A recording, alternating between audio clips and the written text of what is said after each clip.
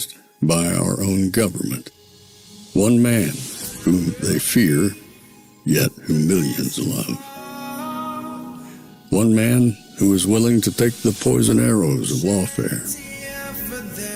One man whose voice has been taken away by a corrupt judge operating in a corrupt system. One man who has been ridiculed and insulted. One man who refused to back down. One man who refused to back down. One man who refused to back down. One man who stands between us and them. One man that wants to see America protected again. One man who wants to see America prosper again. One man who understands that a man is a man and a woman is a woman. One man who understands and protects the blessing of life. One man who wants to restore American exceptionalism. One man who once again wants to make America that shining city on a hill for all to see. A place where all the people of the world glowingly set their eyes upon. America. One man who unashamedly wants to make America great again. That one man is Donald Trump.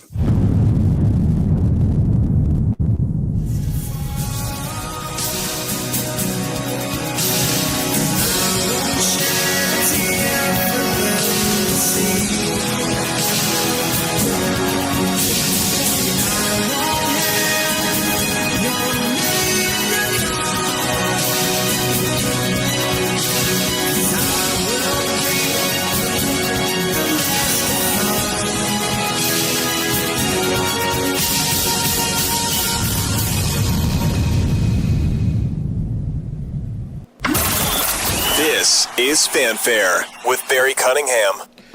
Well, I'm here, but if it looks like I'm kind of in the dark, it's because one of my lights decided that today, just before we go on, it doesn't want to work.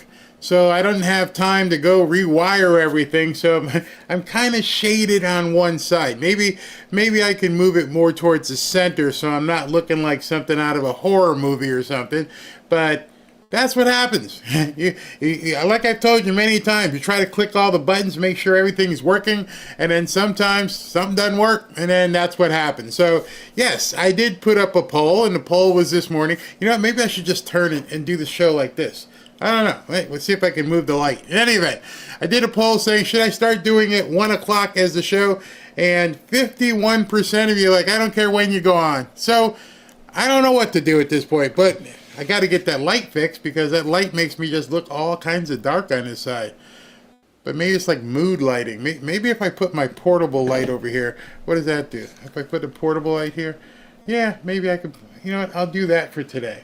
I'll put the portable light up here and it could act like yeah, that's a little bit better. All right, so we'll do that. Let me see if I can make it any brighter. Down, bright. Okay, we're going to do that. Hello. Hey, everybody. The perils of live broadcasting. You have no chance to change things on the fly unless you got something else going on. And right now, this is what I got. So we're going to do the show. We're going to do it like this. We're going to do it the best we possibly can. And if whatever happens today, I want you to blame it on Ashley. Ashley decided she was going to stack me with interviews. So at 1:30, I got Representative Kylie from California. He's going to be coming on in 12 minutes. And then right after him, I've got... make sure I got his name right, Mr. Fredericks, radio host. And then right after him, I've got a Medicare specialist coming on. So, bam, bam, bam. And then I'm going to show you the entirety of the Trump White House gaggle with the German Chancellor. But before I begin, I don't know. I really don't know what the hell is going on anymore. I mean, I can't figure it out myself. I don't expect you to figure it out. It just doesn't make any sense. None. Nothing I'm seeing makes any sense whatsoever. I think we have to have a real talk amongst each other, because America seems to have a big problem. It's a huge problem, a sickness, a virus that we can't seem to get fixed. It's no longer possible in any way, shape, or fashion to separate reality from fiction at this point. In American public life, the entire country seems to be running and existing on nothing more than lies. We're being told this every single day, and I don't know what's going on. There's no way to tell what the federal government does, what it actually spends, who it pays, who's getting the money. We don't even know who's signing the orders. And when I think of this, it hurts my heart, because we got into a point where we can't trust anyone anymore. I mean, literally, how do we know that somebody that you're watching, not me, of course, isn't being paid by somebody like in China to say something, or in Canada or Mexico? We have no idea. And people we're putting our trust in, it's worse than like a bad girlfriend. It's like, hey, now you're going to fight me again? What the hell is Elon Musk and President Trump doing? I feel like we're watching a public divorce. And I'm over it. I'm over it. I want to play you this section before Representative Kylie gets in here and I have to bump it. But I want you guys to just hear this, and then we'll stop and go over this. It's crazy. Elon and I had a great relationship. I don't know if we will anymore. I was surprised because you were here, everybody in this room practically. We had a great relationship, and I don't know if we will anymore.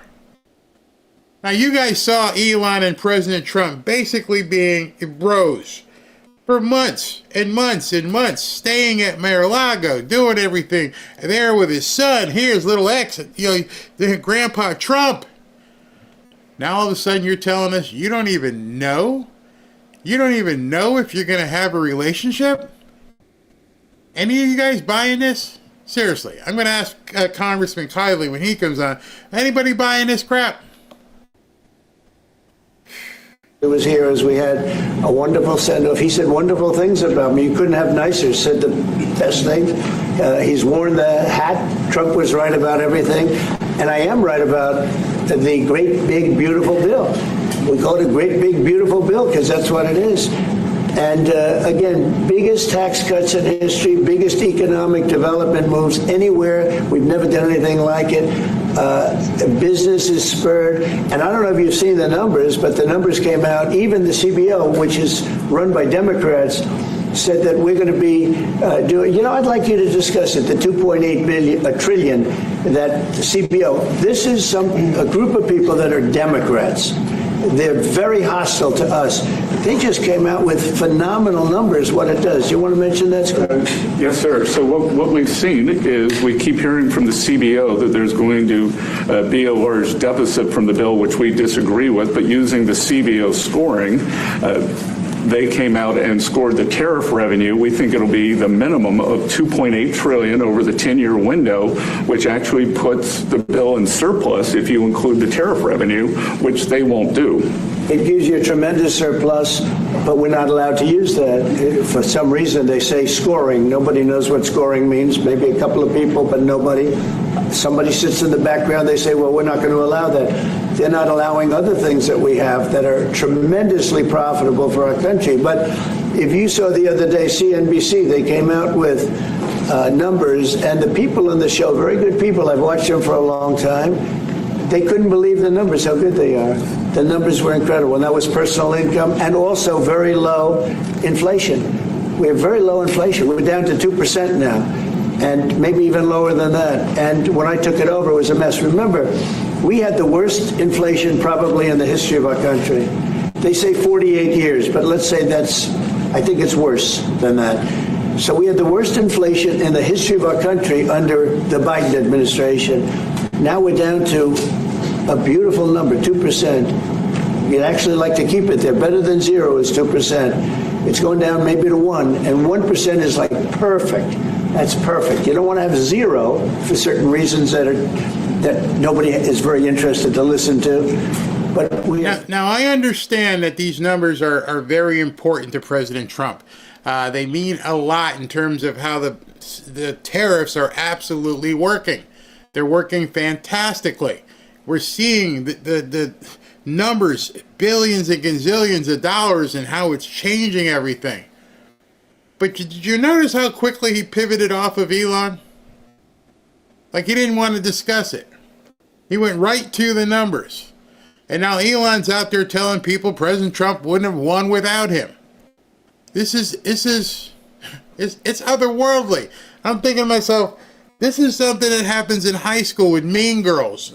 It doesn't really happen with mean guys. This is usually mean girls, blah, blah, blah, blah.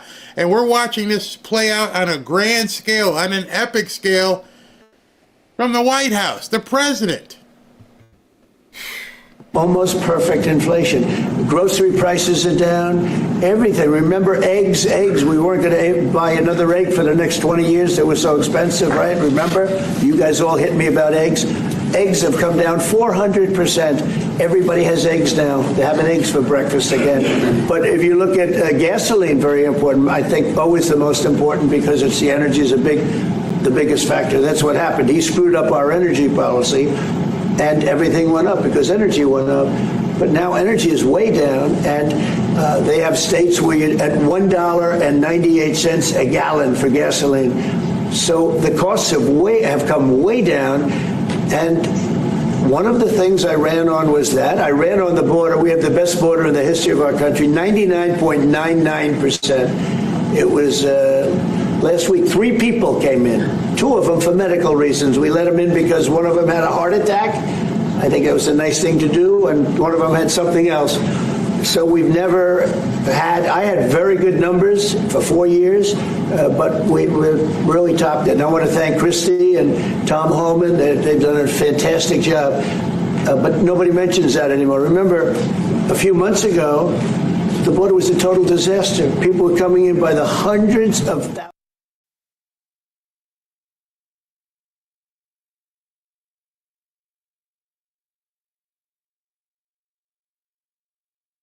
He might as well not have had the Chancellor of Germany even there. Everybody is now taking a side, has an opinion, wondering what's going to happen, how it's going to happen, what happened between them. Is it true? Is it not true? This is one of the first times I've ever done a show where I really don't know what the hell is going on throughout the entire country. Nothing. I don't understand how these people have the people of America in their hands and then decide, you know what, screw it. You had 70, 80 million people vote for Trump, attended the rallies, did everything possible to become supporters of President Trump, wanted this guy to get in the office, voted for everything that was being told, and here we are 4 or 5 months into the administration, and what the hell's going on?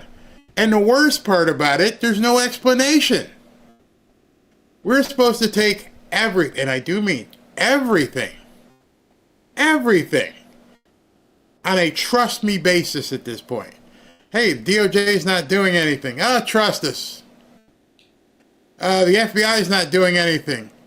Trust us.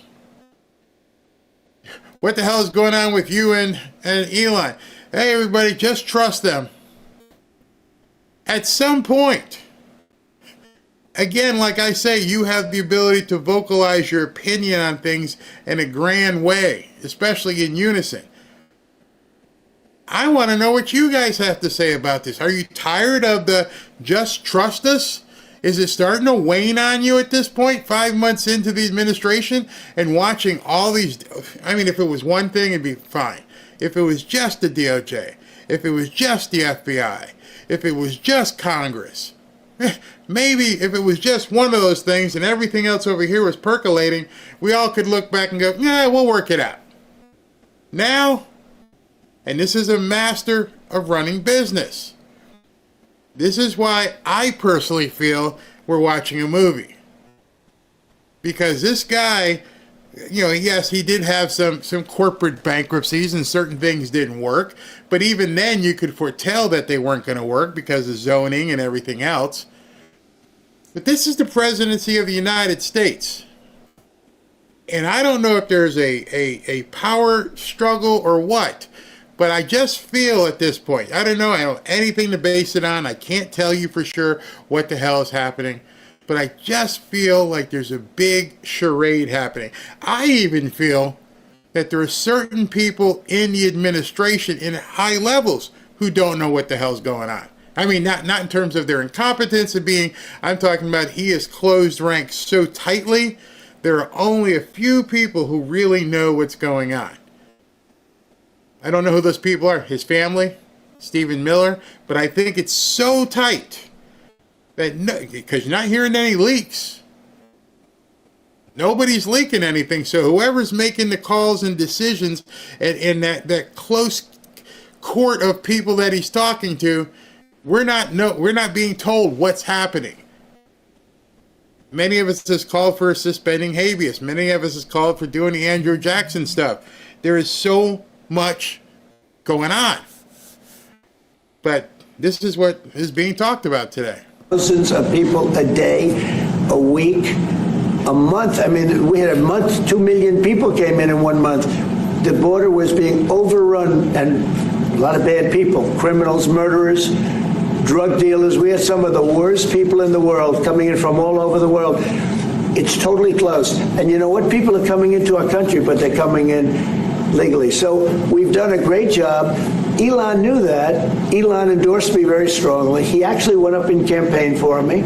I think I would have won. Susie would say I would have won Pennsylvania easily anyway, even if the governor ran, the real governor, not the governor from Minnesota, he's a sick puppy, that guy. That poor guy, I feel sorry for him. But they made a bad choice with him.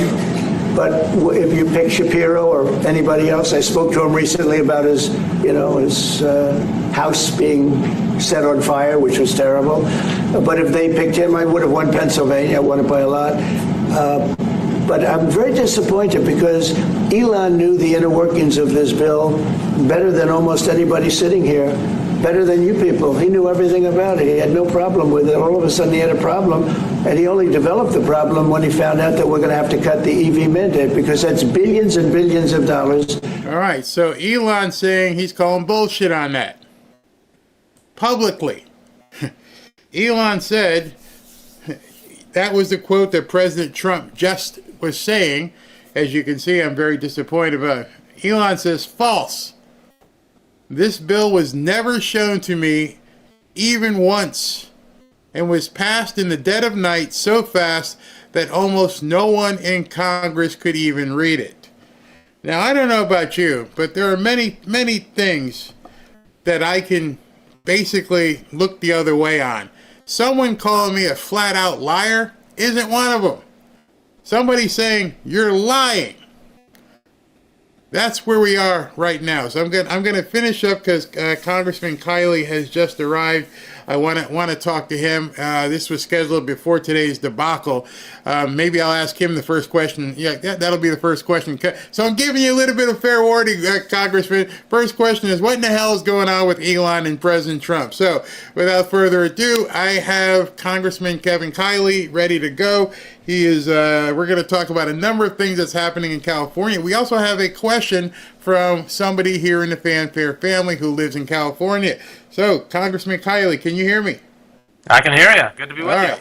So we've been watching what's been transpiring. By the way, if I look like I'm a horror movie, my light decided to go out today, one of them. But we've been watching what's been transpiring this morning out of the White House and over the last couple of days with Elon Musk. I don't know if you have any insight, but what in the hell is going on? Are we watching a movie, or is there really a rift here?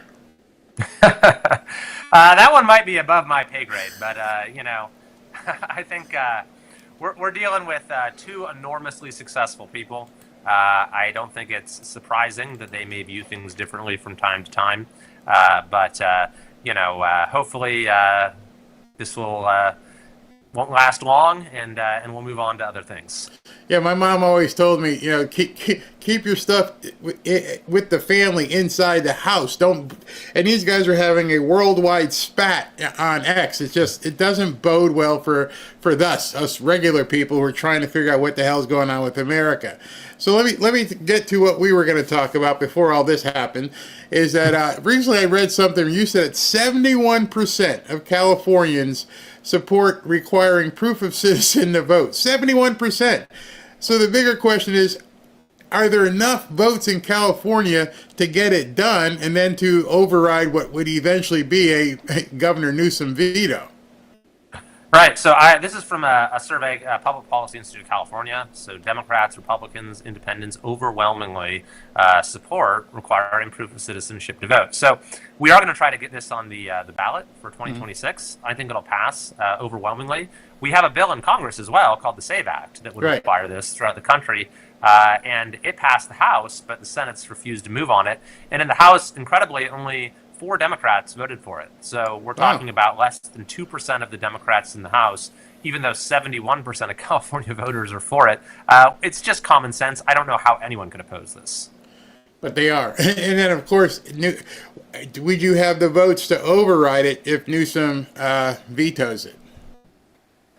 Well, so you're probably not going to see the legislature pass any such thing in California because they're dominated by Democrats. They've got a super duper majority.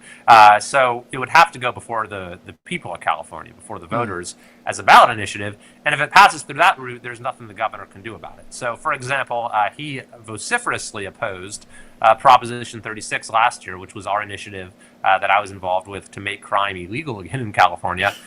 Newsom opposed it in every way he could, but Californians had other ideas. Almost 70% voted to pass it, and we're seeing actually, important reductions in crime as a result, in spite of Newsom trying to stop it. Now, I understand that the gas tax in California is about to get crazy. Every time we listen to something President Trump says, and he's like, gas prices are down or egg prices are down, people in the comments always say, not here. So what's going on? I understand there's another tax that's being levied on Californians for gas? Yeah, it's already crazy. We have by far the highest gas prices in the country. We're 30 cents above the second place state, which is Hawaii, which is an island state, and we're 30 cents above Hawaii. But as you say, it's about to get a lot worse for a couple reasons. Well, number one, the gas tax is just it's about to automatically go up. That's a 2% or 2 cent thing. So, okay, it's already the highest in the nation. It's going to get higher. But then the big things are that we just had 2 refineries that have announced that they're closing, which is a significant portion of the state's refinery capacity. There's talks of maybe others closing as well. So that's going to significantly constrain supply. And then you also have CARB, which is the California Air Resources Board, this massive bureaucracy that Gavin Newsom controls. They've announced this new crazy regulation they're calling the low carbon fuel standard that's estimated to raise gas prices 65 cents just in the near term, even more over the longer term. So you add it all up, and there was one study at USC that showed by the end of next year we could be paying on average statewide $8 per gallon for gas. Well, I guess their whole green new scam thing is working because at that level of pricing, there's going to be a lot of people who can't even afford to drive. Oh, yeah, exactly. And, we just were successful in reversing Gavin Newsom's ban on gas cars that he tried to impose unilaterally, telling millions of California drivers you're no longer allowed to drive the car of your choice. I introduced a resolution in Congress to reverse that, which has passed the House and the Senate, actually, with bipartisan support. And so at least we've done away with that. But now they're trying to kind of almost indirectly ban these cars by making gas just prohibitively unaffordable. I understand, and a lot of people have rumored that he's looking at possibly being a presidential candidate in 2028. How in the hell can he run for president given all the problems and insanity that are going on in California? Oh, yeah, exactly. I think that anyone who takes a look at his record in California and how we are leading the nation in exactly the wrong ways, homelessness, poverty, taxes, regulation. We have about the worst roads. We have big problems with our public school system. the embarrassment of high-speed rail. I mean, so many things. And Newsom's going to have to tell America, is this what you want? By the way, Kamala Harris had a similar pitch. And there was a pretty resounding answer from the American people. And I think that it would work out similarly for Governor Newsom if he tries to run. I hope so. Is California still funding Medicaid for illegals? And if so, why? Well, Newsom did just sort of pull back on that policy. I've been working on pressuring him to do so. I introduced the No Medicaid for Illegal Immigrants Act, and at the same time, his policy of free, unrestricted, comprehensive, full-scope coverage for all illegal immigrants, it was driving the system bankrupt. They went from saying it was going to cost $3 billion to eventually acknowledging that this first year it's costing over $10 billion. And so he had to take out an emergency loan just to keep the system solvent, and then he even had to go to the legislature for a bailout. So he finally has at least acknowledged that this is unsustainable and said we're going to sunset the program. But he's going to allow any of the illegal immigrants that have enrolled up to this point to stay in the system as long as they pay $100 a month premium. So, he's gone kind of halfway with it. I laugh because I feel bad for you, and I feel bad for any of the viewers who live in California, because it just doesn't make sense. And then I was reading on your Twitter profile, and this thing jumped out at me, and I'm like, this has got to be a misprint. All right, so I don't want to paraphrase. I'm trying to say it as much as I remember it and how I saw it. But you had written something that as much as 33%. As many as 33% of community college applications are fake. They're not just used for financial aid fraud. How can that be? How can the people in California be okay with 33% or so of the community college applications being completely fake? Yeah, and unfortunately, this is not the first time something like this has happened. It is unbelievably easy to defraud the state of California. During COVID, our unemployment office lost $32 billion to fraudsters who were easily able to defraud the government. That we didn't have basic fraud protections that most other states had. I mean, $32 billion at least that were effectively siphoned out of our public treasury by criminal syndicates and others. And then this community college thing.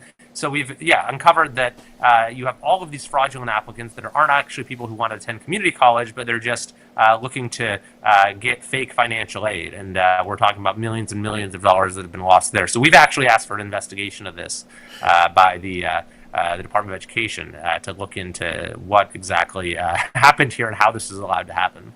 When I was in college, the kids I knew that got financial aid, it got approved, but it got routed directly to the college. How is the money getting in people's hands? That's a great question. I mean, I think that that's one of the things that we're asking them to look at is exactly what are the protections, what are the controls that exist, and how is it that those controls were so easily evaded? Yeah. That to me just, I mean, unless things have changed. I mean, we've seen them change EBT cards and everything else where the people actually can buy what they want. But when I was in college, I just remember some of the guys on my football team, they would get certain grants and aids, but it would go directly to the school to pay off the program for room and board or whatever. They weren't getting a check or anything. So that's kind of weird. So speaking of big checks, President Trump is looking to pull $4 billion in funding from the train to nowhere. Where did the money go? Great question. They've spent $17 billion, and there's no train, there's nothing, there's no rail, there's not been any passenger, no track has been laid, and they're now saying that it's going to be, they're saying that the 2033 deadline for the initial segment, this small segment from Bakersfield to Merced, they're even going to miss that deadline. So the investigation, and I was there with the secretary when we announced it, has found that California is totally out of compliance, that when it took this federal money, $4 billion, it agreed to certain conditions, like we're actually going to build something, and they didn't build anything. So the investigation found that California is out of compliance. It's going to lose that money, and I am authoring legislation that says this project should never receive any federal money ever again. We need to bring it to an end. It is the worst public infrastructure failure in U.S. history. But where'd the money go?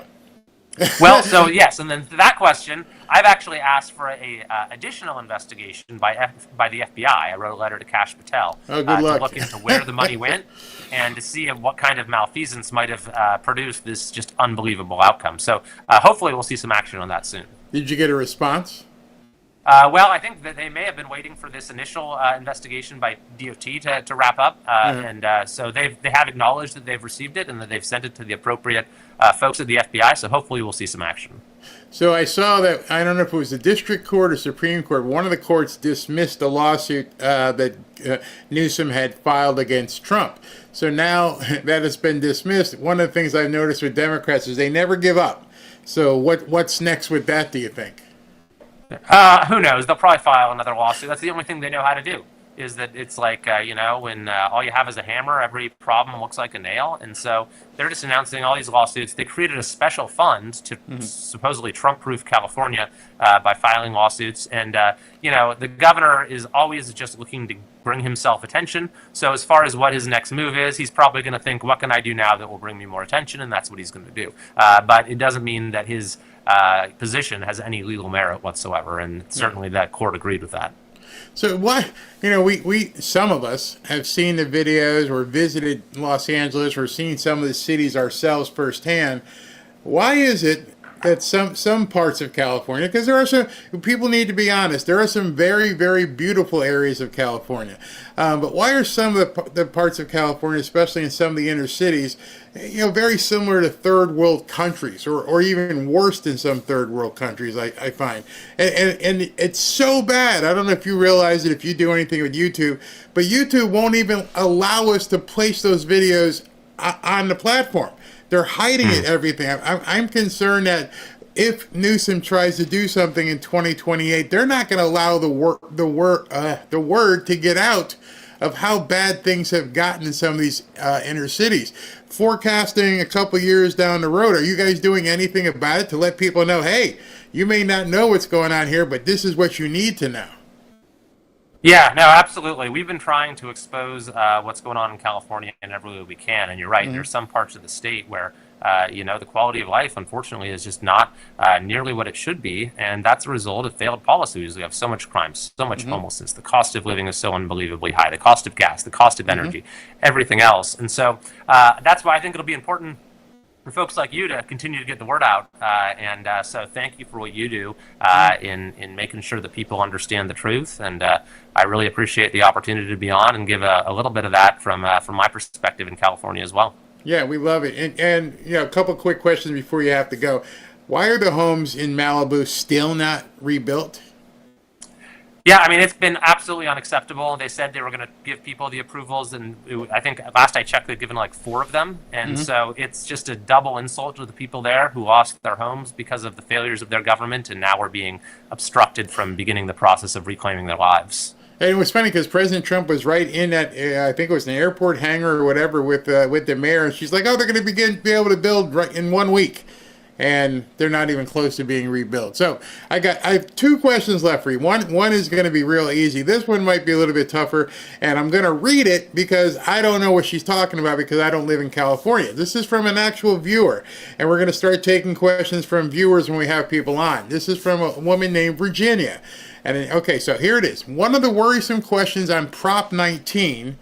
And how do you overturn it? With this proposition, my heirs can never afford to inherit the home I worked so hard to keep.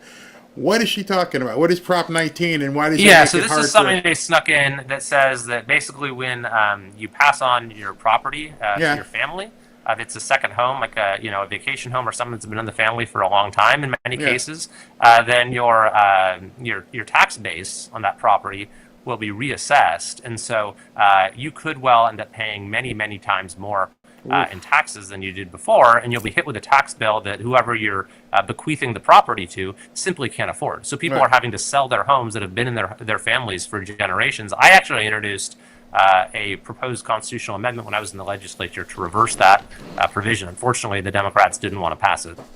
They just love taxes. They just love taxes too much. So before you go, this is going to be, hopefully I'm teeing up a softball here. You don't even know.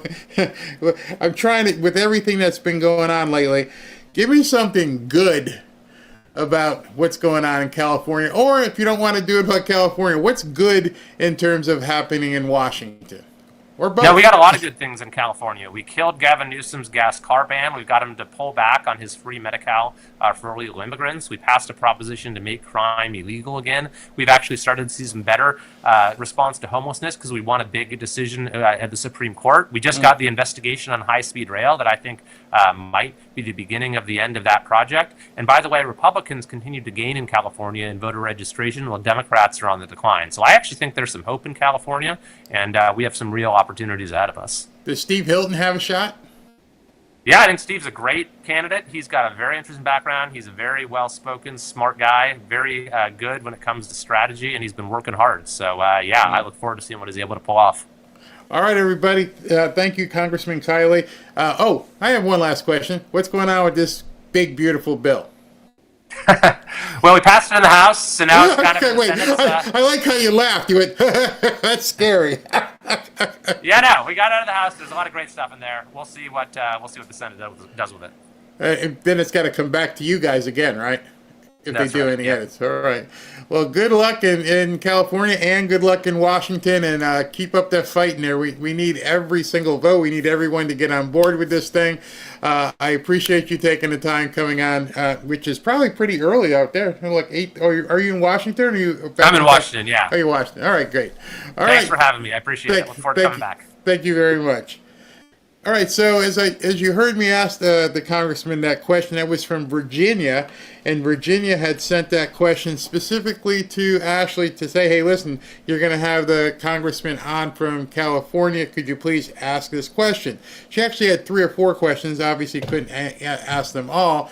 But as we move forward, we're going to be talking to people. We're going to see what we can do to do a couple different request type things. Okay, so one thing is we're going to put up a page where you can, like, hey, so-and-so is coming on if you have any questions, and you guys can go ahead and post questions. Another thing, as you guys know, I do the Rumble Jump Over. A lot of people have been asking me to play specific songs, and they want to enjoy some things from the past. We're going to put up a form for that as well. So, a lot of different opportunities for you guys to get involved and you guys to get engaged. I just want to let you know before Andy Fredericks comes on, talk to you about gold and silver. If you're paying attention to what's going on right now, the one thing that you can see is that there's a lot of instability on the horizon. We don't know what's going to happen in Ukraine. We don't know what Russia is going to respond. We do know he is going to respond. We don't know how that's going to affect the market. We know that the Federal Reserve wants to keep interest rates high. That's a problem. We know that obviously Elon Musk and President Trump have something going on. We know that there's some sort of dysfunction with the Senate. All of that spells instability. It all means that something isn't right. Even though the tariffs are working and Scott Bessent is doing this, things are looking like they can work financially. But I don't want you to walk around without a safety net. Without a safety net, you can find yourself in big trouble. And I don't want you to be in big trouble. So, in that regard, one of the people I work with that if you can afford it, I'd advise you to begin looking at it, is gold and silver. We're in a very volatile time right now. There's plenty of financial uncertainty. Now is not the time to be speculative. And I'm also speaking from a personal perspective. I'm buying income-producing real estate, and I'm buying gold and silver. A lot of people don't know the difference between the economy and the stock market. And too many people listen to the news and social media. That'll get you in trouble. Let's face it. It's obvious that a lot of people have an agenda they're not telling you about. Right now, your best bet is stability. And that means you might need to build a hedge against global volatility. May I recommend gold and silver to you? Real gold and real silver. Not paper, not certificates. Actual gold and silver. What gold and silver can give you is absolute peace of mind. A stock is only as good as the company behind it. It's merely a piece of paper. One of the things I can tell you is that many people are finding out the hard way that some of their investments were built on quicksand. Gold will never be worth zero.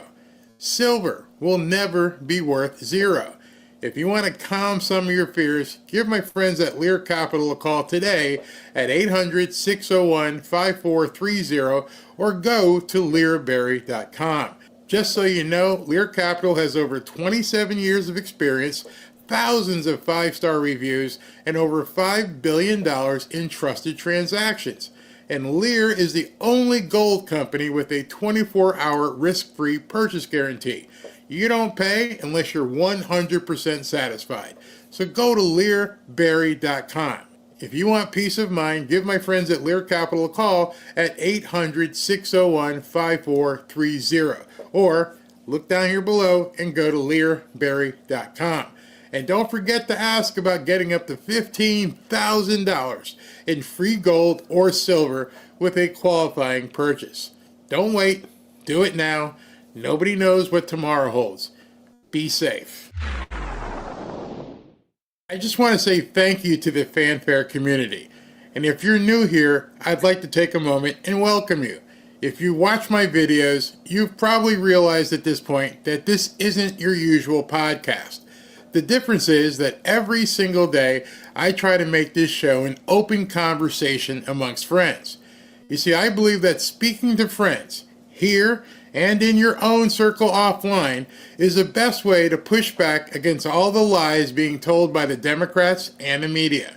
I encourage people in this community to welcome each other, and in doing so become a source of support for those seeking to unplug from the matrix. If you'd like to communicate on a deeper level, I invite you to subscribe to the channel, but if you'd really like to surround yourself with like-minded patriots, join our free and private ExGroup by going to fanfareshop.org/group. When you join this free group, a few things will happen. One, if you haven't used X before, you can use X without venturing into the sewer that it sometimes can be. Two, you can share content with friends that you meet here. 3, you will get notified every time I go live, so you can't count on YouTube notifications. And 4, and this might be most important, you get content that I can't share on YouTube or Rumble. So please take a moment and join our free and private X group. Just go to fanfareshop.org/group. Remember, it's members only. There are 16,000 plus people in that group right now, getting close to 17,000. To join our free and private members only X group, just go to fanfareshop.org/group. We'll see you there. Welcome back to Fanfare with Barry Cunningham. Oh, looks like I got my light back. It's not as bright as it should be, but at least it's on. It's on. So I'm not looking like I'm in the dark, not looking like a Freddy Krueger video at this point. That's weird how things, mechanics just happen like that. All right, so while we're waiting for Mr. Fredericks to join, let's continue with the end of that little segment with President Trump, because there's some interesting things going on. And it really is unfair. We want to have cars of all types. Electric, we want to have electric, but we want to have a gasoline, combustion. We want to have different. We want to have hybrids. We want to have we want to be able to sell everything. And when that was cut, and Congress wanted to cut it, he became a little bit different, and I can understand that. But he knew every aspect of this bill. He knew it better than almost anybody. And he never had a problem until right after he left. And if you saw the statements he made about me, which I'm sure you can get very easily, it's very fresh on tape, he said the most beautiful things about me. And he hasn't said bad about me personally, but I'm sure that'll be next. But I'm very disappointed in Elon. I've helped Elon a lot. Mr. President, I just want to clarify, did he raise any of these concerns with you privately before he raised them publicly? And this is the guy you put in charge of cutting spending. Should people not take him seriously about spending now? Are you saying this is all sour grapes? No, he worked hard, and he did a good job. And I'll be honest, I think he misses the place.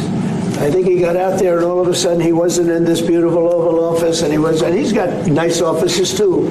But there's something about this one. I was telling the Chancellor, This is where it is. People come in here, even from Germany. They come in and they walk into the Oval Office, and it's just a special place. It's, World War I, it started and it ended here, and World War II, and so many other things. Everything big comes right from this beautiful space. It's now much more beautiful than it was 6 months ago. A lot of good things are happening in this room, and I'll tell you, he's not the first. People leave my administration and they love us, and then at some point they miss it so badly, and some of them embrace it and some of them actually become hostile. I don't know what it is. It's sort of Trump derangement syndrome, I guess they call it, but we have it with others too. They leave and they wake up in the morning and the glamour's gone, the whole world is different, and they become hostile. I don't know what it is. Someday you'll write a book about it and you'll let us know. So you think it's about office space and the Oval Office and the prestige? I don't know. I can't do that. I cannot wrap my arms around the fact that, some people leave because they want to move on, but then they're, not happy. I would agree to that if it was somebody who is a star chaser, who needed the glory, who needed the money, who's going to write a tell-all book, which we'll be talking about tonight with Karine Jean-Pierre. If you need all that. But Elon already has all that. He has all the cachet. He has all the money. He doesn't need any of that other extraneous stuff.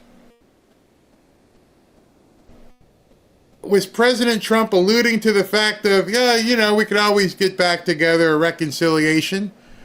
I don't know. But like I said earlier, I just can't trust anything I'm seeing at this point. None of it makes any sense. Even when I was just talking to Congressman Kylie, I think you heard me slide it in. So you called the DOJ, huh? How'd that work out? Not too good, huh? Yeah, we'll get around to it. Sure. They probably say that to everybody. I no longer, I don't know if I'll lose viewers or not, but I don't trust any of these people anymore. And let me rephrase that. I don't trust them negative-wise. I don't trust them because I don't see anything. So I can't say that Dan is a piece of crap, or Cash is a piece of crap, or Pam Bondi is a piece of crap, or Elon's a piece of crap. I just said I don't trust it, meaning I'm not going out there because I don't know what's going on. And so that's my admonition to you, is to just look at things, and I'll just end this segment with one thing that President Trump said, I don't know, a couple weeks ago. And that one thing he said, I think, is what we need to take moving forward. Yeah, the world may blow up. Yeah, they may do, I don't know. But in the interim, do you remember what that one thing is that President Trump said? So I'm going to tell you. He said, enjoy life. Because if we sit here, and I'll take some comments, and if we sit here trying to figure out what the hell's going on, we're just going to make ourselves angry and anguished and anxious, all that stuff, because there's nobody telling us anything. I'm going to show you the Dan Bongino interview with Hannity last night. I think I'll do that tonight, depending how these interviews are scheduled out and how they're going. But if I get delayed, I can push something out right now, because looks like Fredericks is late. But we're not hearing anything from Dan Bongino, somebody that we all followed and listened to every single day, and now we're getting, it's coming. Something is coming. Just hold on. I know you said that last week or 2 weeks ago in 2 weeks, but now we get to tell you wait for a couple more weeks. Something's coming. Pam Bondi, she's MIA. I don't know what the hell she's doing. Kash Patel, he's chasing around Boy Scouts or something. The only person we can look at and say that guy's kicking some butt is Tom Homan. I'm watching people scatter on construction sites around the country. I'm watching people who seem to have no idea how to build houses anymore. That's a question that you can probably think of. Why are housing prices so expensive if they're all being built with newcomer labor? That's a tongue twister for you. As you watch on X and you see a video and everyone's scattering, like, look at all these newcomers that probably aren't getting paid scale, that yet the housing person or the construction company, they're actually charging you more and more. How is that possible? I bet you there's a lot of construction companies right now going, oh shit, what are we going to do? We're going to have to stop work. We got loans to pay. I'm telling you right now, there's a lot of us who are looking at opportunity going, some of these people ain't going to be able to finish these jobs. Some of these people are going to bail on these projects because we don't have the people to fix it. Yeah, you got a problem there. So with all that being said, one of those things might be just enjoy life. I see Mr. Fredericks is in here, so what I'm going to do is go to break, and when we come back from the break, we will be talking to him.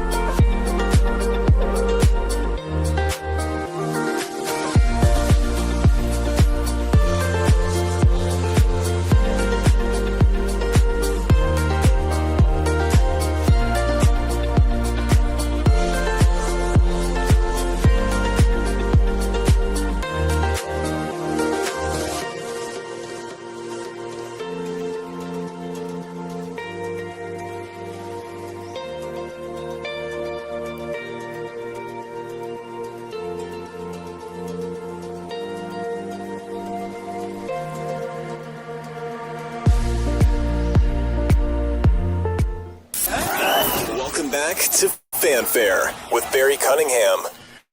All right, so I've got John Fredericks queued up to go with a quick interview here. John Fredericks, in case you guys don't know, is John Fredericks JF radio show on X. You can follow him there. He's got a radio show that goes, I believe it gets broadcast across the country from 6 to 10 a.m. Eastern every single day. Four long hours out of Pittsburgh. John, how you doing today? I can't hear you. Your mic's not on. Turn on your mic. You do radio, man. You should click the button. All right, well, John's getting that figured out. I will come back to him in a second. Yeah, there's no level whatsoever. Can you hear me? Yeah, you've got no level right now.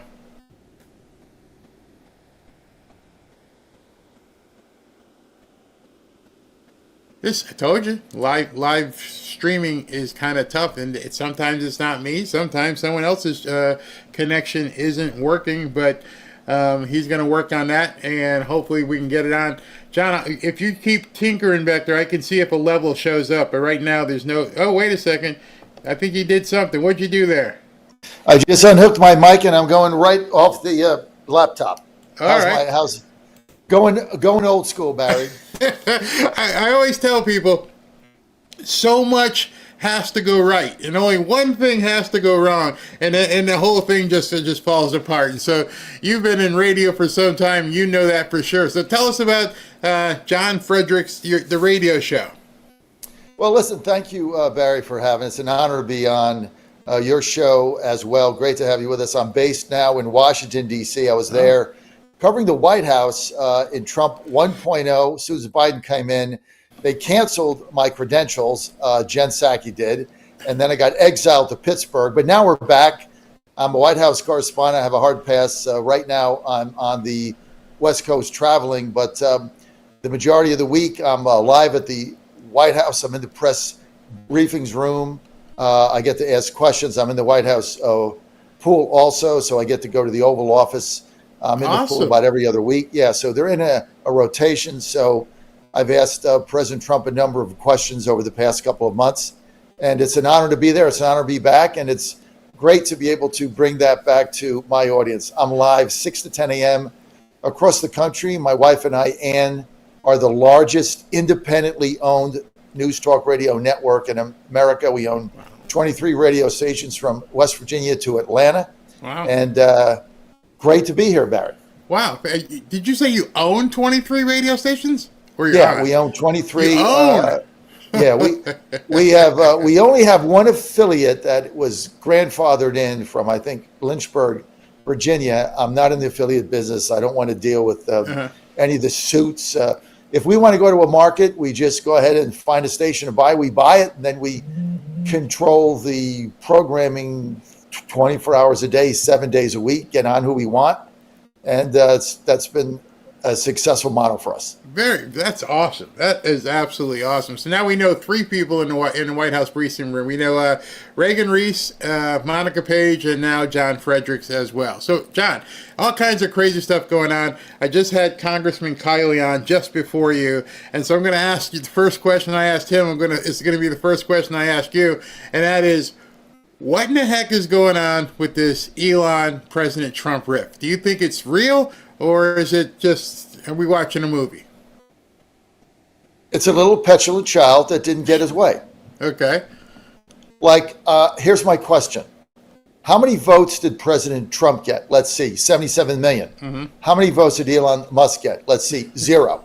If you would like to have your own bill and you would like to do things your way, then you have enough money to run for president, get 77 million votes, beat back the fraud, and then get elected, get enough electoral votes to win, and then you can have it your way. I appreciate what he's done with Doge. I appreciate his support for the president. I campaigned with him in Pennsylvania. I had my Trump mobile radio TV bus. We were in Pennsylvania for like 2.5 months, Labor Day to Election Day. He was there with us, helping us out. We were all on the same page. I appreciate that, and I respect his opinion. But this is Trump's bill. This is Trump's economy. This is Trump's vision. And Elon Musk didn't get his way, and now he's stomping his feet. And the other thing is, Trump has some idea in terms of where he wants to take this thing. And I think the last thing he needs is somebody from the outside like Elon battling him, who may not know all the different bells and whistles that President Trump wants to tweak. So I just hope they can stop the public feuding and be like they were before. Go in the office, scream at each other, but when you come out the office, just have one face moving forward. It just drives me crazy. So segueing now into something you had put on your Twitter profile, I'm not sure if you covered it in your show, is that we've had zero accountability on anything. Not the lawfare, not the auto pen, not the immigration. What are your thoughts on that? I think the MAGA base is getting a little impatient. I think that would be the understatement, Barry, of the day. I know that you're probably seeing it too. I mean, I have a call-in show from across the country, so we take callers all morning, and along with the guests we have on. And there is definitely a restlessness in the MAGA base that there's been no accountability. I think, Barry, that's exasperated when you have James Comer, who holds hearings. Now he says he's going to hold hearings on the auto pen, and then he's going to take out his, Get Smart shoe that's basically the Fox camera in it, and it'll go on Fox News 18 times a day, blah, blah, blah, blah, blah, blah, blah. Right. They do nothing. I mean, Pam Bondi, I love Pam Bondi. I'm a personal friend of hers, her and her husband. Great lady, but she's got to get off Fox News. Just get off Fox News. Stop going on Fox. Stop going on all these shows, Ingram, whatever. Stop. Get something done. And we got to have some level of accountability. We don't know who put the pipe bomb there. We don't know how many FBI informants were in J6. We don't know who the assassins were. We've not gone under either assassin. Who funded them? How did they get money? Why was that kid's apartment cleaned? Right? We Barry, haven't got to the bottom of that. Clapper, those 52 CIA agents who signed that memo. We've never gotten to the bottom of that. Phony FISA orders going to secret FISA judges, FBI agents lying to the FISA judge, signing them. Nobody's been held accountable for that. And I think what people are looking for is, all these things.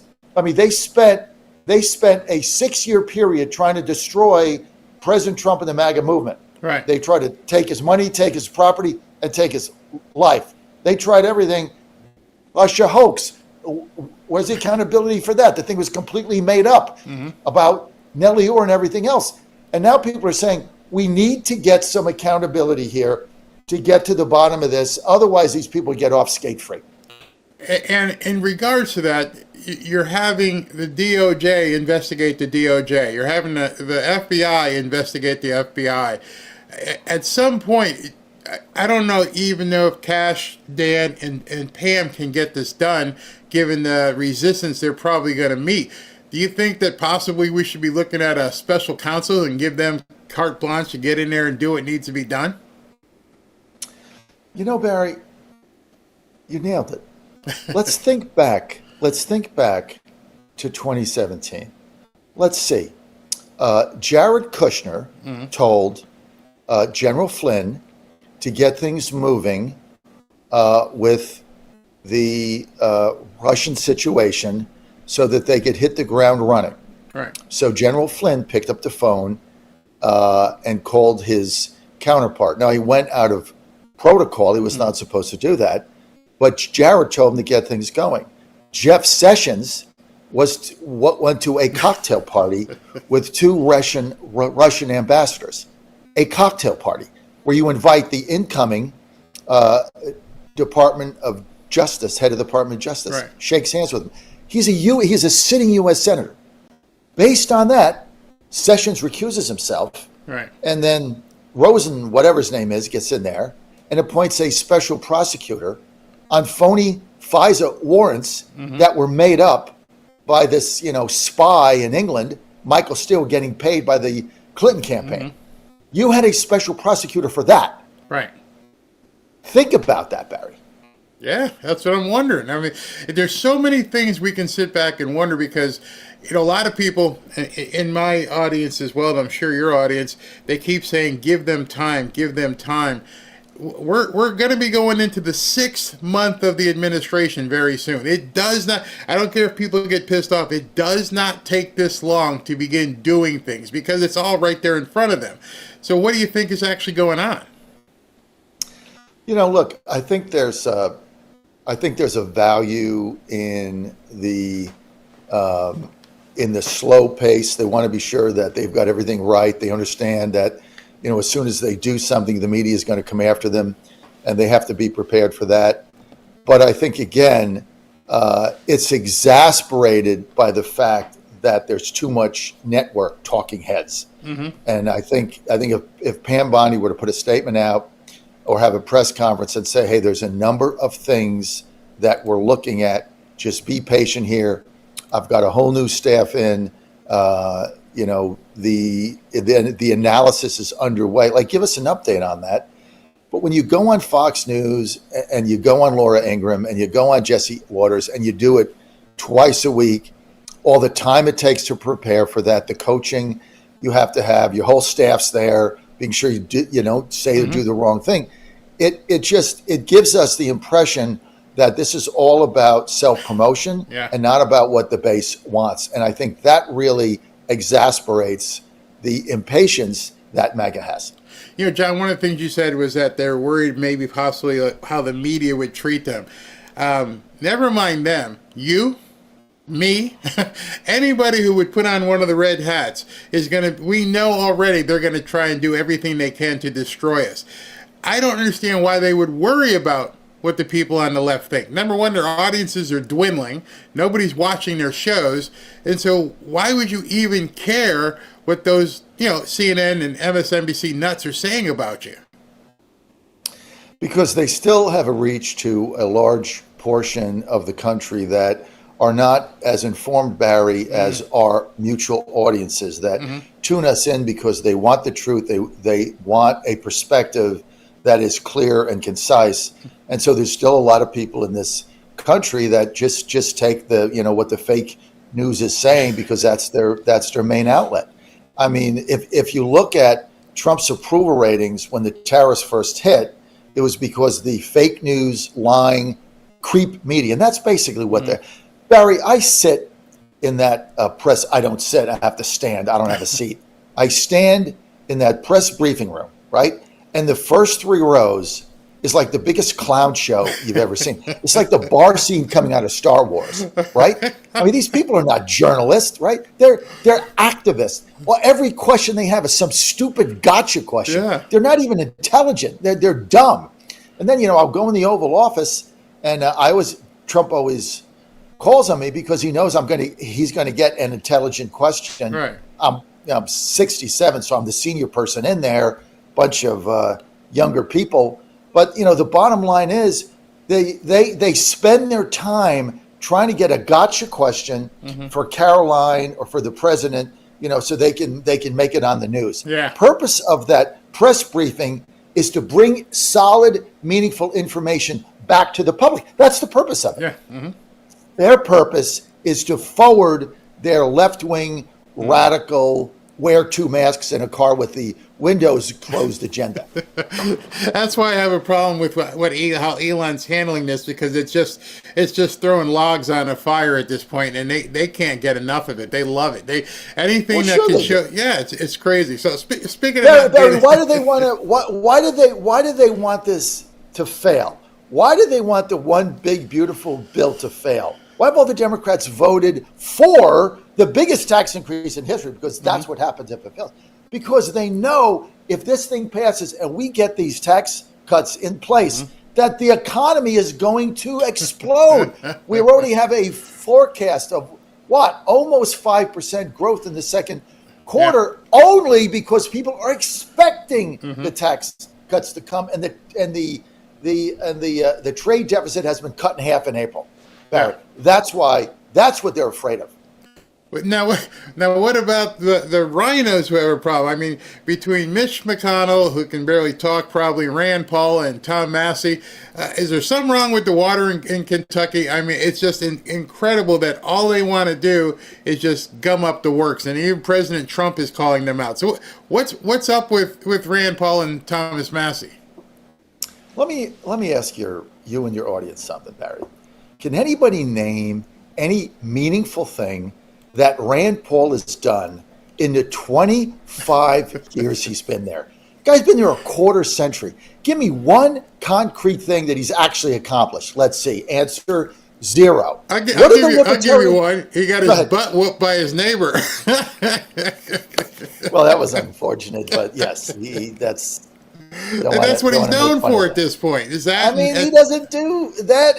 Him and Massey, I don't know. I think they go to the hairdresser together to get that stuff put in their hair, so they get the curly hair thing. I shouldn't talk. I don't have any, Barry, but maybe that's what they do. But what do the libertarians do? Like, I'm not a libertarian. I can't stand the Cato Institute. What do they do? Oh, let me see. Here's what the libertarians do. They siphon off enough votes in Georgia so that we can elect 2 communist senators from Georgia. That's what the libertarians do. Hey, good job. Did you? No, just checking your mic. I don't know, and it doesn't seem like there's any amount of shame that's going to get him to do the right thing. Now, you mentioned earlier about the economy basically being on a rocket if they were able to get this stuff put through. One of the problems I've had with people who watch our videos, which is really, I don't understand it. You've been around in radio, you've talked to a lot of people. How do you get people to understand what prosperity actually means to them? Because it seems like many people are afraid of wealth and prosperity like they're bad words. How do we get people out of this mental bondage? Because it seems like for the last 4 years, they've been beat up by Biden, and they've never really had a president in front of them who's promoting prosperity. Boy, Barry, what a great question. I've never actually heard that question been asked, but I think you've drilled down to something here. maybe at the root of this thing is getting $900 a week checks to stay home during COVID. Maybe that was part of it, destroying the country's work ethic for some of our younger people. But, if you look at the economic indicators for April, for the first time in a very long time, personal income actually went up. So you made more money. Inflation was down. So, and the whole purpose of the tariffs is to get better paying U.S. jobs here for our workers so that they can make more money, take care of their family. That's what, look, all people want to do, the majority of people, is they want to live their life in peace. They want to follow the law, raise their children, have a job that they can depend on, that they're not sweating over, that they might get laid off, and have a living wage that they can take care of their family and give their children an opportunity to have a better life than they had. That's what all parents want. That's what you want. That's what I want. That's what our parents wanted. And so prosperity, it can be taken in a lot of different ways. Is it, being a millionaire? Maybe.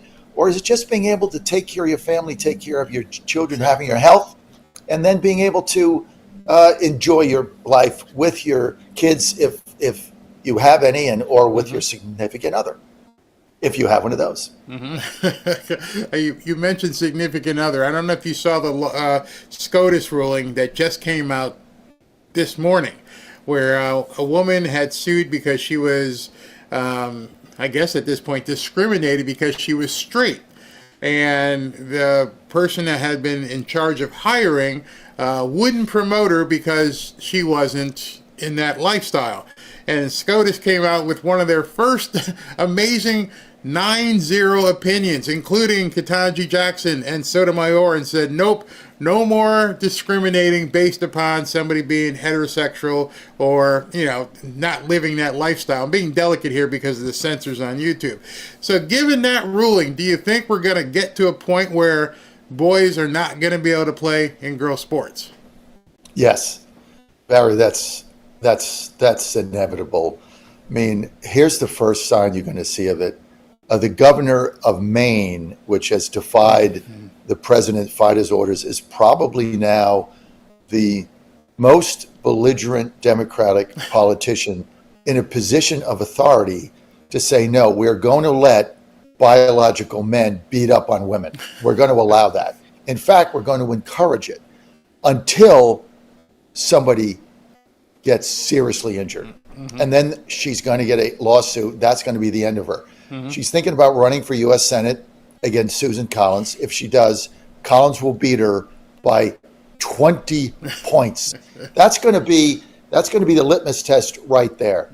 I mean, if you have a daughter playing volleyball in high school or in middle school, do you want your daughter competing against a male? No. Of course not. Do you want a man going into your 6th grade daughter's shower with his exposing his genitals? I mean, this is insanity. And for any father that is not outraged by this that has a daughter, it's beyond me, Barry. The only place I want to see my granddaughters competing against a male is in the classroom and in the workforce. In that regards, you guys, the best person should win, get the best job, get the best grades, do all that. There shouldn't be any of this. And you'd be surprised that being a black guy, I am completely against affirmative action and putting your thumb on the scale in any way. I've got a hard stop, but I got to ask you a question. Did you see the statement that Biden supposedly put out this morning about the auto pen? No, I missed that. Tell me that. I don't know if I could pull it up real quick so you could take a look at it, but he actually decided he was going to come out and say, I'm the one who did everything. It wasn't any auto pen. I think I posted it. Let me bring it in so you can see it. Okay, here it is right here. I posted it. I'm going to go to a different screen, but you still be able to see it, and everybody else will be able to see it too. He says, let me be clear. I made the decisions during my presidency. I made the decisions about the pardons, executive orders, legislation, and proclamations. Any suggestion that I didn't is ridiculous and false. And my statement was get him into a room and ask him to just repeat what he just wrote. or just to write, can you just write down what you just said in this picture? that has obviously been written by somebody in a PR or communications with the Biden family. What it did tell me, and I guess the question that I want to ask you is, are they worried? Yes. Okay. Listen, his spokesperson in the briefing room, right? His so-called press secretary, KJB. I can never say her name, KJB. She's come out with a book now, a tell-all about all the things going on in there. And she has left the Democratic Party and become an independent. Now, that's been met with outrage. But it's interesting. She was there. She was talking to the guy. And she's also saying, in her book, basically she was on her own in that job. That's why she answered no questions. When I go there now, and Caroline Levitt is there, who, by the way, is doing an extraordinary job. You ask her a question, and she says, most of the time, look, I just got off the phone. I just talked to the president, and he said, blah, blah, blah, blah, blah. When you would ask KGP, well, she never talked to Biden. No. So she would just have her own. She just have her own answers, and then she said, "I'll get back to you," which of course she never did. We'll circle back. I'm sorry, KJP, no refunds. you could have come clean years ago. You chose to just ride that down. All right, John, I got a hard stop because I got somebody else coming at 2:30. I'd love to have you back on. Ashley will get in touch with you. Thank you for taking your time. I know you've been up since probably 4 o'clock working on your radio show, so this is your evening time. So thank you very much. Hey, Barry, thanks for having me. And all I have to say is you don't look old enough to have grandchildren. I don't know. What did you start at, like 18 or 16 or something? Somebody, one of our mods just did one of those baby videos for me. I was like, that's perfect. I should let the baby video do the show every single day. Exactly. Thank you very much, John. Thank you, Barry. All right, everybody. Again, that's John Fredericks. I didn't even know he was in the White House briefing room. That's fantastic. Here's his handle, JF Radio Show. And if you're up at 6 o'clock in the morning, looks like he's got guests on like all day. Oh my goodness! I should have got him back. George Armoritis. I know George Armoritis. That is pretty cool. Absolutely cool. George and I go back probably. Oh, you're still there. Wait, hold on a second. I don't know if you disconnected yet, but do me a favor. You there still, John? Nope, he's gone. All right. But anyway, if you're there at 6 to 10 in the morning, go ahead and see if you can't listen to his show. All right, so we'll be right back. Let's see what I'm going to play. I'll just do the break again as I'm waiting for the 2:30 guest to come in here.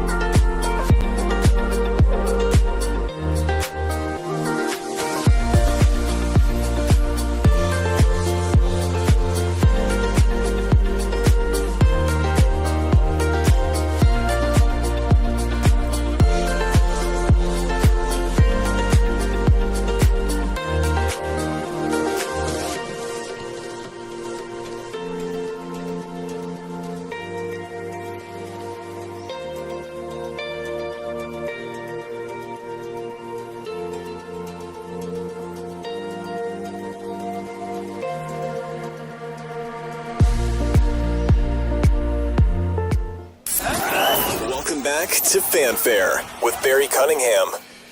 So although Beth, one of our moderators, I gotta find that baby. I'll play it tonight. It's so funny. But she made a baby video. You've seen those baby videos that are going around. She made that baby video of me. And although my baby video is real young, and as John said, I make look younger for my age, I'm approaching that time. And, there's a lot of times I work with people, and you've seen, like I've had Kim from Brightcore on. The opportunity to work with people that actually affect my life personally is one of the reasons why I wanted to talk to our next guest. The next guest that's coming on is Ari Parker from a company called Chapter. If you guys are not familiar with Chapter, this may be quite eye-opening for you. Chapter specifically deals in Medicare, and as I'm approaching that age, yes, I have to admit it, even though I've got this great complexion and youthful figure, I am approaching that age where I'm going to have to figure out what the heck I'm supposed to do with Medicare. In fact, I don't know much about it because it was never something that most people under 65 ever think about. So just as a part of my own due diligence, I was like, let's look at this, Robin. What should we do about this? So I've got Ari Parker here. Ari, can you hear me? Yes, I can hear you. Can you hear me? Oh, perfect. And your lighting looks perfect. Your lighting looks like mine. I had one of my lights go off earlier. So yes, I designed my studio like yours. I've been watching your Rumble videos. Oh, thank you. So let's start things very simply. For the Fanfare family, everyone who's watched right now, some are already obviously over 65, but who are approaching 65, what exactly is Medicare, and why should they even care about it now? Because I didn't know.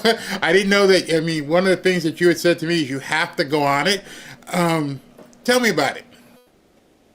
So Medicare is the government's health insurance program for those who are 65 and up.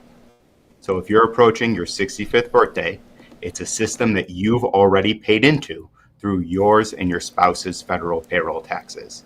And it's really important to keep this in mind because this is going to be your health insurance for the rest of your life. So you need to understand it. And that's what I hope to break down for your listeners today. Do you have to go on Medicare? And what if you choose to say, listen, I want to pay for my own insurance and I want to pick the coverage I want to? It's technically optional. You don't have to enroll in Medicare. You can opt out of it, but there are going to be consequences if you go that direction.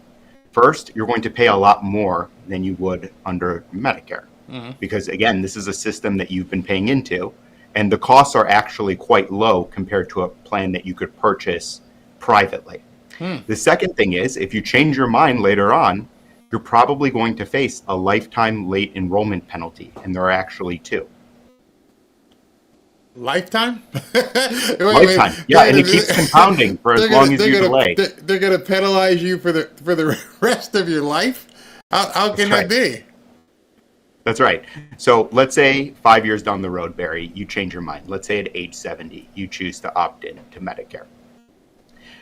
They're going to ask, did you have creditable insurance in the interim? What's considered creditable? That means coverage at least as good as what would have been offered under Medicare. Okay. That means a large group employer plan. So if you or your spouse work for an employer with 20 or more employees, then you can choose to delay starting Medicare. Okay. If that situation doesn't describe yours, then you need to think carefully about starting Medicare when you first turn 65. And what's this window everybody keeps talking about? I guess I don't know how they got my number in the database, but I'm getting called. Don't miss your window. What window? I don't even know what the hell you people are talking about. What is the so-called Medicare window? The initial enrollment period begins 3 months before your 65th birthday, and it extends to your birth month and 3 months after. So, Barry, I don't want to date you, but let's say that your birthday were December 23rd. Well, I just did. I tell you, I'm getting the calls now, so I'm in that three month area. You're in your 3 month window. All right, but let's say we have a 64-year-old watching the show. Their birthday is December 23rd. Okay. They should apply for Medicare in September. Okay. And we'd be more than happy to send them the simple one-page instructions on how to do it. It's quick, safe, and secure to do it through your online Social Security account. It takes less than 5 minutes. Okay. As long as that 64-year-old with a December 23rd birthday applies in September, October, or November, their Medicare begins December 1st. Wow. But let's say they wait until their birth month, right? Because they're born near Christmas. Let's just say they say, I'm going to apply a couple weeks into December. Their Medicare is going to be delayed a month. So what are they doing for health insurance in the month of December? Right. You might say, well, they can Cobra. Cobra ends when you turn 65. Really? I didn't know Cobra that. ends. Yeah, it's a general rule that Cobra ends at 65 if you have the option of starting Medicare. And Barry, you certainly do. Wow. In fact, then you might say, well, I work for a small employer, 19 or fewer, because I'm an entrepreneur. That's not an exception either, because it has to be a large group employer. It has to be 20 employees or more. So I would gather, I'm going to guess here, and I shouldn't make an assumption because you know what assume means, but pre-existing conditions don't matter once you go on to Medicare, or is that not the case? Not for the purpose of applying for original Medicare. Pre-existing conditions do not bar you from starting your Medicare. They have no bearing on it. And let me just say, when we're talking about Medicare, we're really talking about three components. You can picture it as a three-legged stool. There's your hospital insurance, what happens when you're inpatient, when you have a wristband at the hospital. The second leg of the stool is your outpatient coverage. That's everything outside the hospital. And then there's drug coverage. That's the third leg of the stool, Medicare Part D. So each of these legs correspond to a part. Your hospital coverage, that's Medicare Part A. It's what you've paid into through your federal payroll taxes. Okay. Your Medicare Part B, that's your outpatient coverage. There's a monthly charge for that, but the cost is exceptionally low. It's only $185 per month for this year. Wow. That's the Part B premium. It's $185 per month for most Americans. Now, if you're a high earner, you're going to pay more based on a graduated scale. And I'm happy to talk about that a little later on. So and then finally, I'm sorry, go ahead. Go ahead. Then the final part is Medicare Part D, your drug coverage. And that you have to purchase through a private insurance company. Is that per person, per family? Like it's just me and my wife here. Each of us would have to have that, and then the other question is, I turned 65, she's not. What happens in that kind of thing? There's no Medicare family plan. So when you turn 65, your Medicare Part B premium will be $185 per month for this year, unless you're a high earner. And wait. Sure, you want to talk about what a high earner is? Yeah. You got to explain that way. All right. So a high earner is considered someone who files solo, earns more than $106,000 per month, per year, modified adjusted gross income, MAGI. So that's also looking at your cap gains.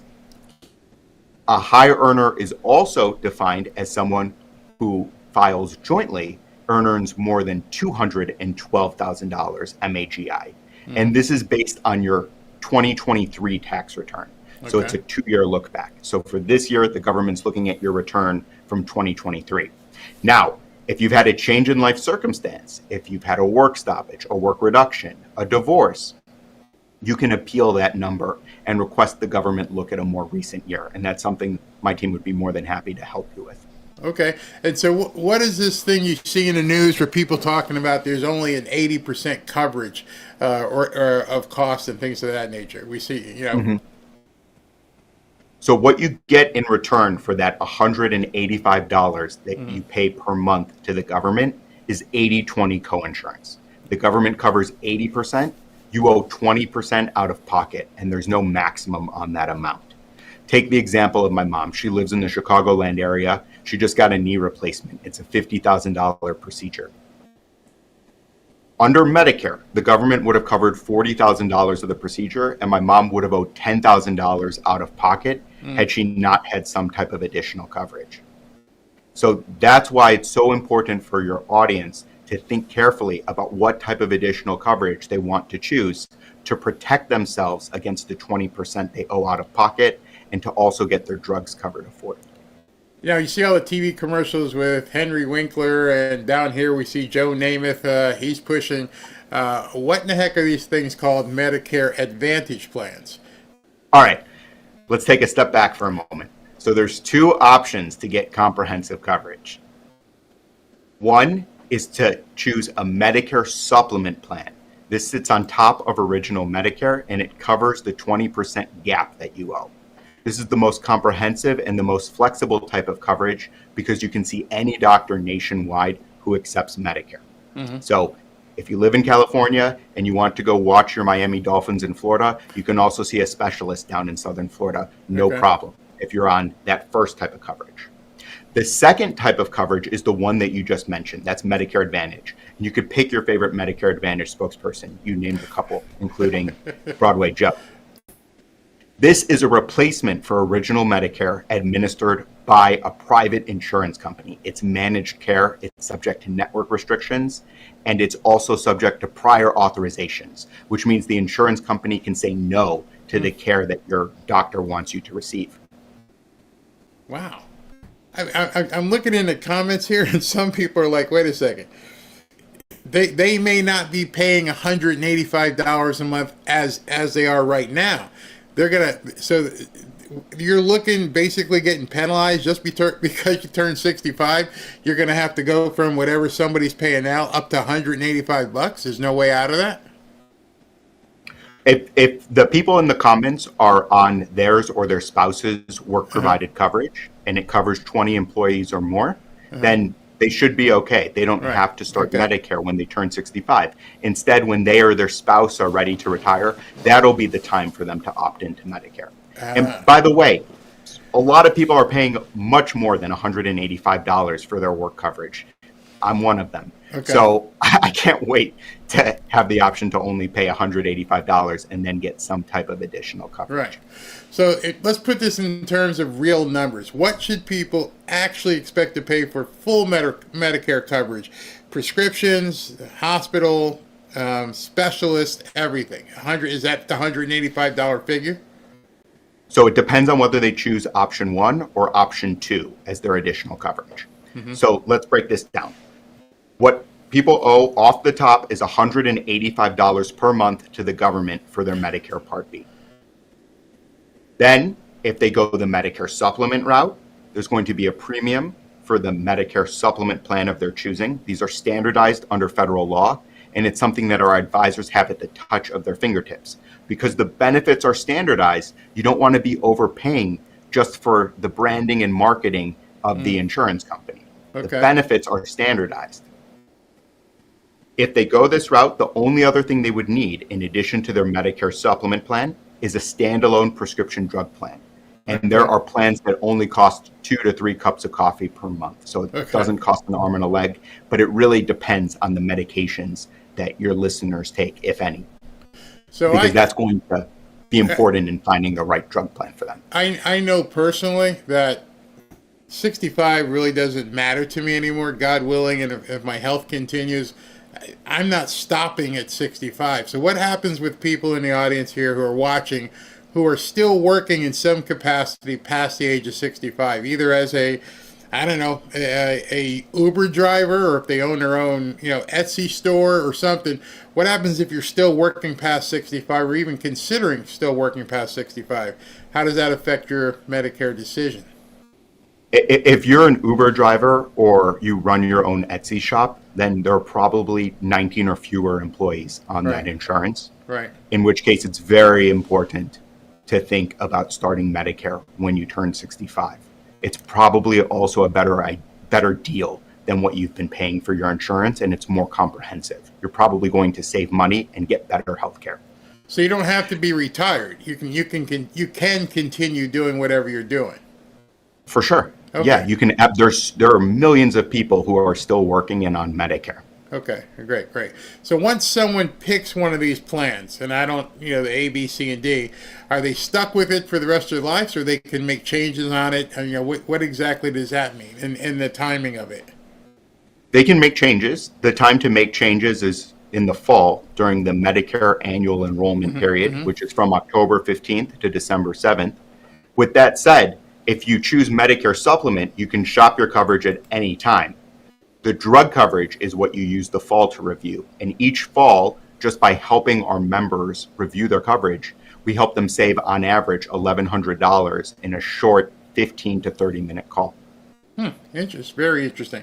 Let me put up this banner at the bottom here. So what should people know about before getting on Medicare?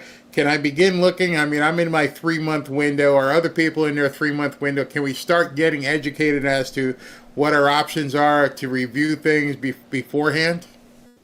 Absolutely. 6 months before you turn 65 is a great time to begin your research. It also, unfortunately, as you mentioned, is when you start getting bombarded by mailers and unsolicited phone calls. Yeah. So come to us. We take an education-first approach, and we're going to give you the background of what you need to know about Medicare. And then we're going to get into the weeds and talk about your doctors, your drugs, and your priorities to help you choose what type of additional coverage. And the good news here, Barry, is though there's hundreds of insurance companies offering thousands of plans, this is something our advisors can help you sort through at the touch of their fingertips in order to find the optimal plan. And our advisors just work for you. They act in your listeners' best interests to help them find the single best fitting plan, Do you have regardless of whether it's one that Chapter earns revenue from or not. Do you have time for a couple questions, or if you could address a couple things? Yeah, please. I think you'll be able to, because I think you just shocked a lot of people. I'm looking at Patriot Mom here. Maybe you can address this. Not really a question. It sounds to me like I'm being forced to be in a government program even if I don't want it.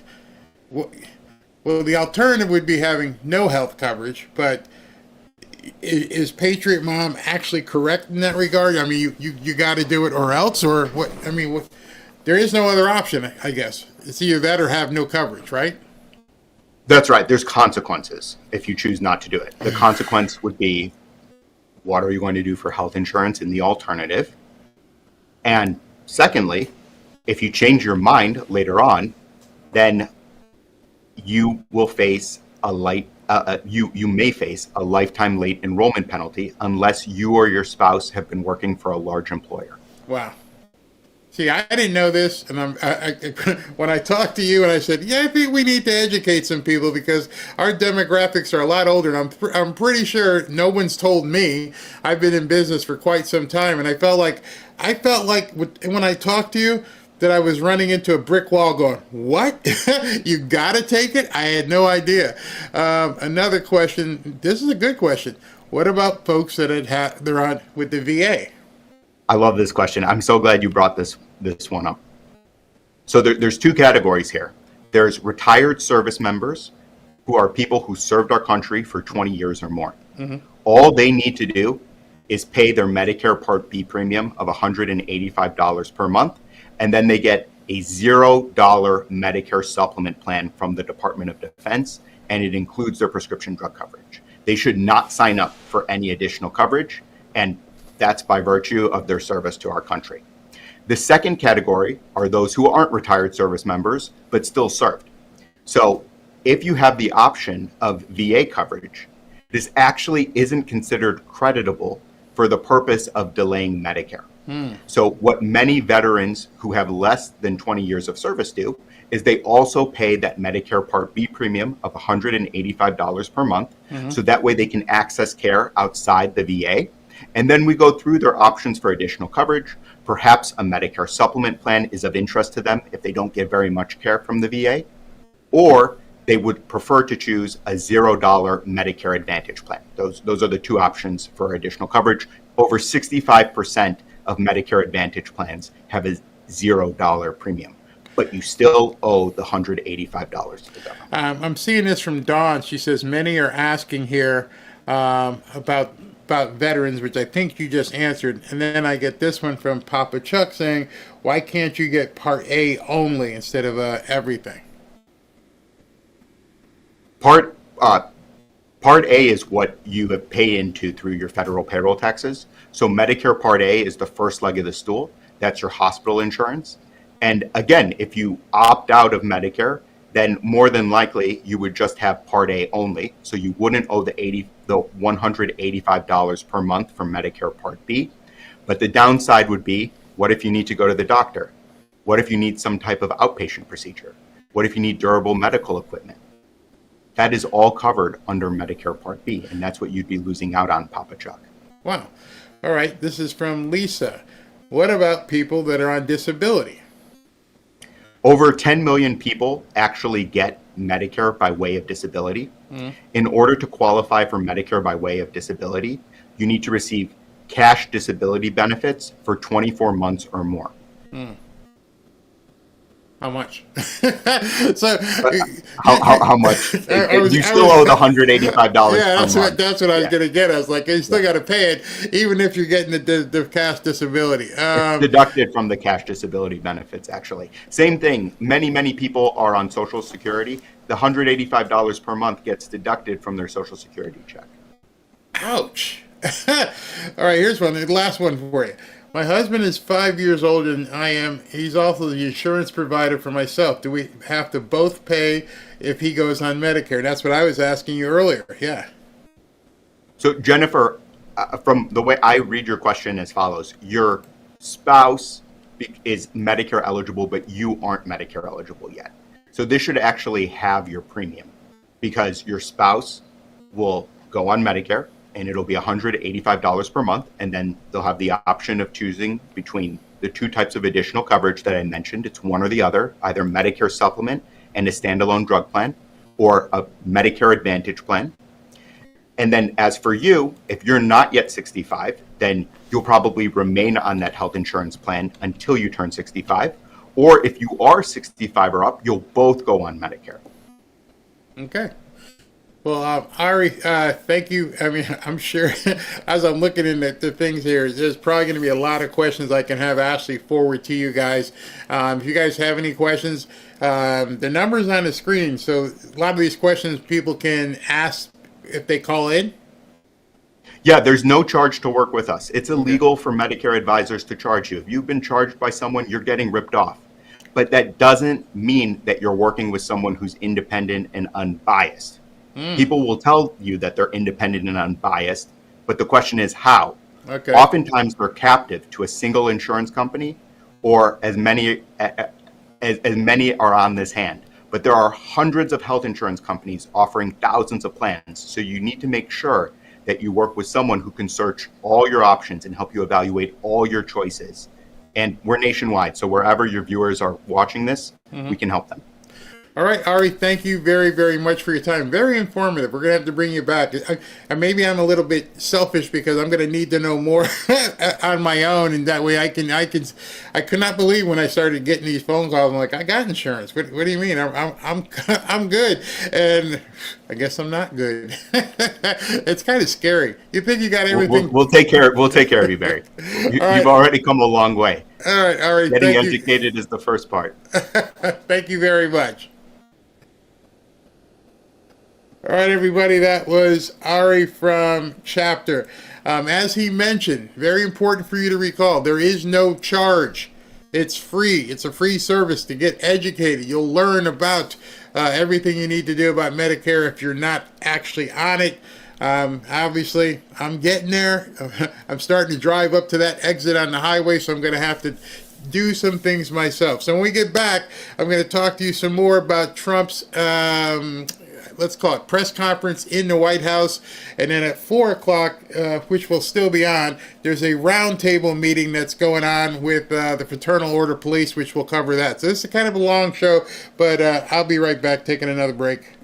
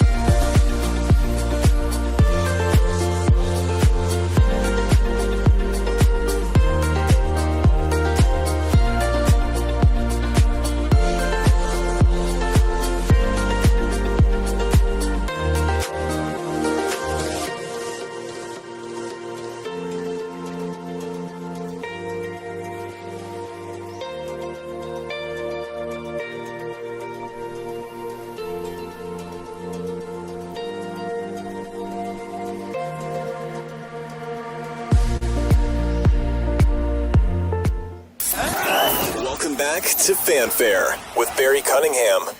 All right, so we're back. Thank you guys. I mean, I've never done 3 interviews back to back to back. Ashley was asking, you ready for this today?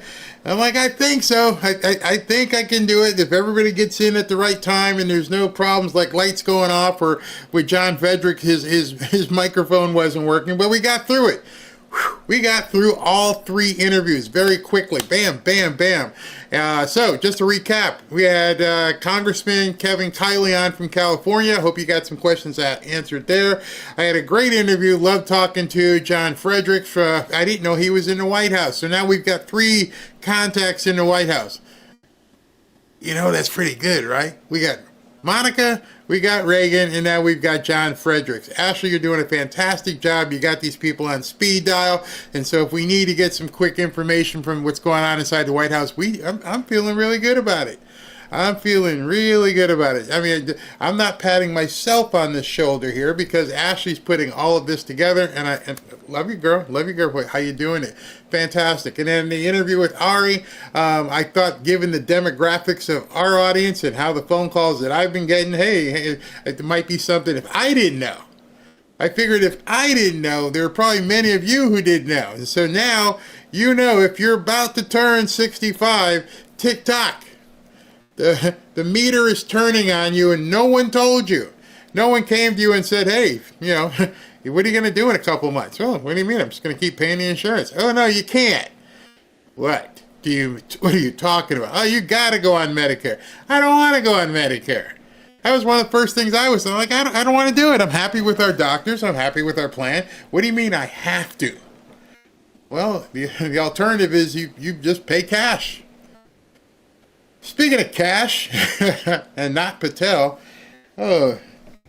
I've told you many a times, in fact, a lot of people talk about buying the so-called dip. And they say, buy the dip. And I talked to you about Tesla. One of the things I told you about Tesla is that the foundation of the company is very good. There's nothing wrong with the vehicles. They're fine. So everything that happened with people burning down dealerships and keying cars and stabbing tires, and that was all emotion. And the stock went down because of emotion. The car company, there was nothing fundamentally wrong with the car company. Now here we are with another emotional outbreak, which means and should mean for you opportunity. If you can, again, I need to put the crawling disclaimer on the bottom. I'm not giving you financial advice. This is just for entertainment purposes. Okay, now that I've said that, I want to show you something. This is the Tesla stock today. Tankosaurus down almost 13% just today. Over a 5-day period, down 18%.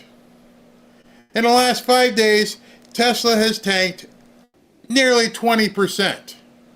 So I'm just going to ask you something, and maybe you can fill in the blanks on your own. Is there anything wrong with the car? Or are people now pissed on the right like they were pissed on the left, going, oh, Elon sucks.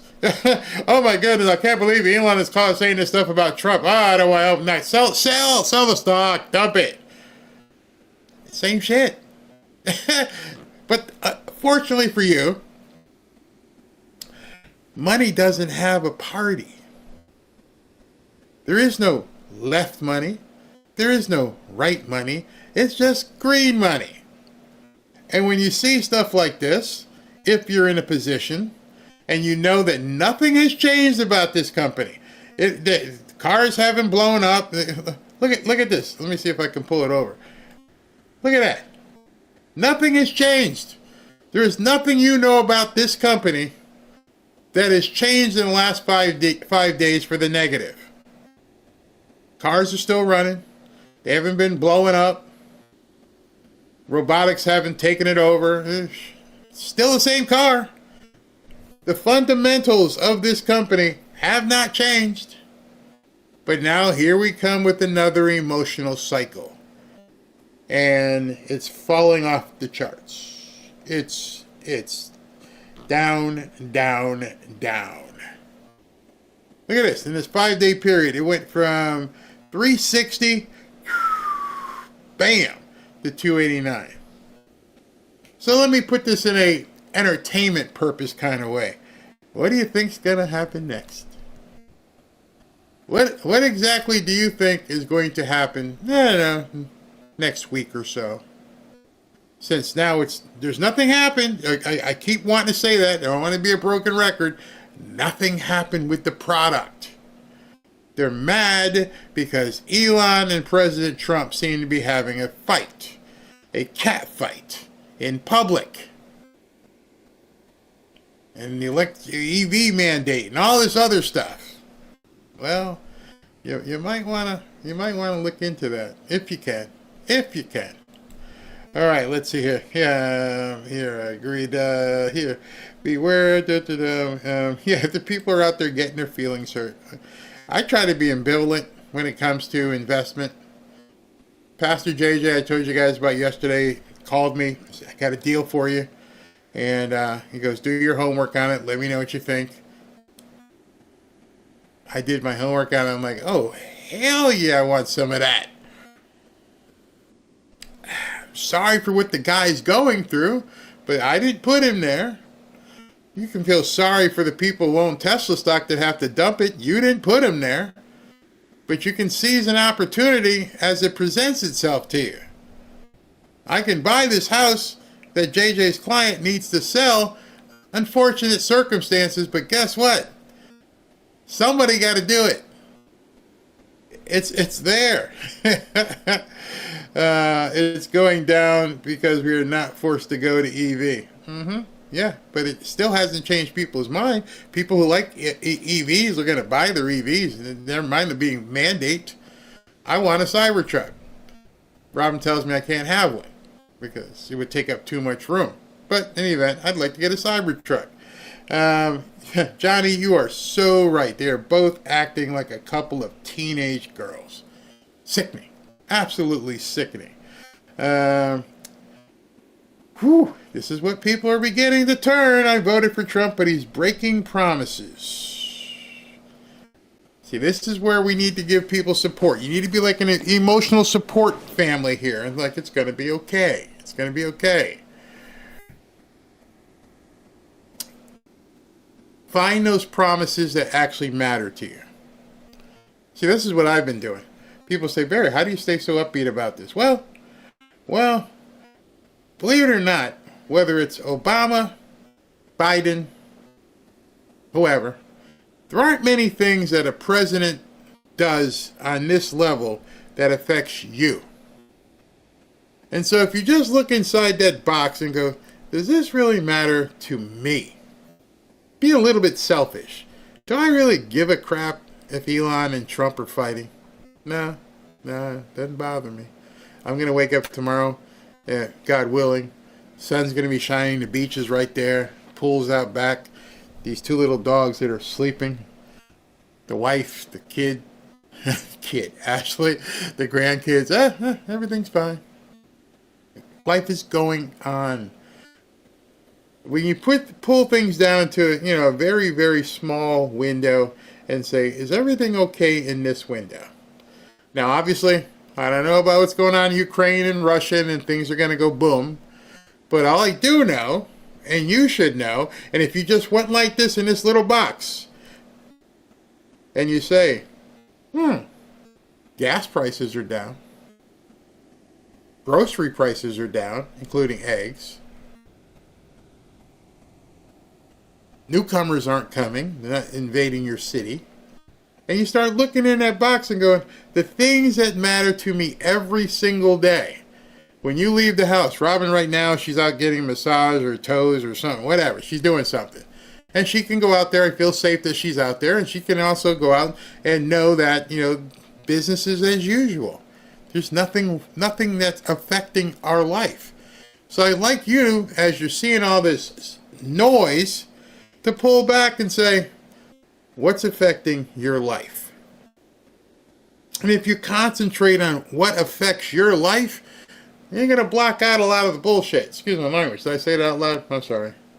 And so I'm going to begin taking what President Trump said. I'm going to begin taking it to heart. In fact, I'm going to see if I can't find that speech where he said, enjoy life.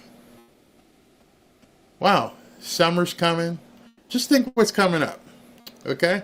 We've got next week, June 14th, we got the big military parade. We're going to be celebrating. And kids are out. And summer's coming. It's a month of Robin. Speak of the devil. Not devil. Speak of the honey. Football season's coming. You know football season's coming, right? So come like July, end of July, a lot of the stuff that people have been focused on, they don't focus on anymore. No matter where you are in the country, there's probably a huge, huge college that's going to get 100,000 people every single weekend. They'll be in the stands. They will be buying beers and T-shirts and clangdankers and fangdonkers and making noise and loving things, going to restaurants, getting hotels, flying to stadiums and games. And they're not going to be worried about Elon and Trump. And then on Sundays, if you watch the NFL, and if you got a crappy team like we have here in Miami, but guess what? They'll still be in the stands having fun. They're not going to be worried about Elon and Trump. Last night, after I got off the late night show, I sat down and watched, unfortunately, as the Florida Panthers playing in the Stanley Cup, they lost in overtime. Stands were packed. Nobody was worried about Elon and Trump. So, I advise you to strongly consider worrying about your box. Make that box the cleanest, happiest box that you have. Last night I played some songs on the Jump Over, and one of those songs was a song by the band ExGroup, where it basically told if you don't like what you see here, you can get the, you know what, out. Actually said funk. You can get the funk out. People are like, oh my gosh, I can't believe you said that. No, we meant it. I'm making sure this box is so much fun. That's why we're doing so many interviews and talking to people who are upbeat. You know, people who want to live life, not be Debbie Downers. Because there's nothing up on the Democrat side. It's all designed to keep you in that box. I love the question I asked Andy. I'm like, why are people wrong or upset or worried about talking about prosperity? Why is it that we have to brain alter people to get them to understand it's good to talk about prosperity? The brainwashing you've been subject to for so many years by so many people, including podcasters on the right, who talk about doom and gloom because it gets clicks. I don't know of any of them. I know Patrick Bet David, who's done very well for himself. He lives right over here on the water, and he talks about prosperity, but he talks about it like in a different video, not in terms of, you know, his podcast stuff. Dave Portnoy, people hate the fact that he's so braggadocious about putting millions on bets and making money. And I think to myself, why does it bother you? The guy's making money. He's making pizza videos. Hey, would you like a slice of this pizza? Yeah. Don't let envy dictate how you respond to things. Look at things and say, you know what? I can do this. I can try to do this. And I can make myself happy doing it. That being said, let me take a few comments here. I still trust Trump. Yeah, I trust him. I feel like this is a fake feud just to keep the focus on them while making moves behind the scenes. Could be. Could very well be. I believe there is a method to the madness. Yep, I could agree with that. As Dorothy says here, I believe there's a method to Trump and the madness. It all started with, that's a good point in terms of prosperity. It all started with the C word, and people still haven't snapped out of it and realized life is good. You know, Joel, you may be right because we live in Florida, and Robin always reminds me. She's like, you know, most people don't live like we do. And I'm not talking about level of income or anything like that. That we just never never were imprisoned. I think it lasted about 1 week when they said you couldn't go to the beach. And people are like, what? The disease knows whether or not I'm sitting on the ocean? That doesn't make no sense. And so we didn't live like most people lived. We just kept going. Went to a restaurant. Take this damn thing off my face. Yeah. Let's see what else we got here from you guys. By the way, the question you asked the other... Oh, okay, this is from Maximus. The question you asked the other day, mutual aid is how all police agencies communicate with each other in time of emergency. Thank you very much, Maximus. All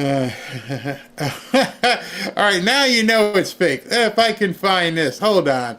Let me find this. Get out of here. Now you know it's fake. But hold on. He just posted what? Alrighty then. All right, can we now just end this? Can we now just say you're watching a movie?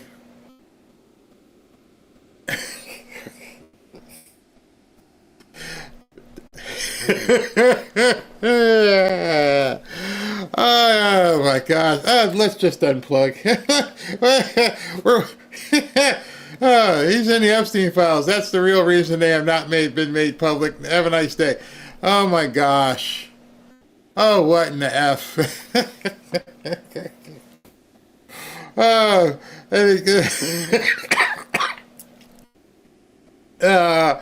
Elon Musk didn't.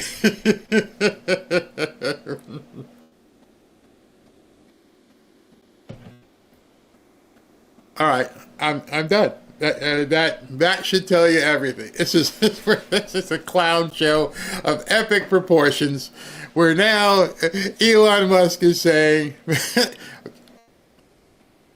When did he post it? 3:10. It is 3:15. It will be the #1 story on every news channel coming up soon.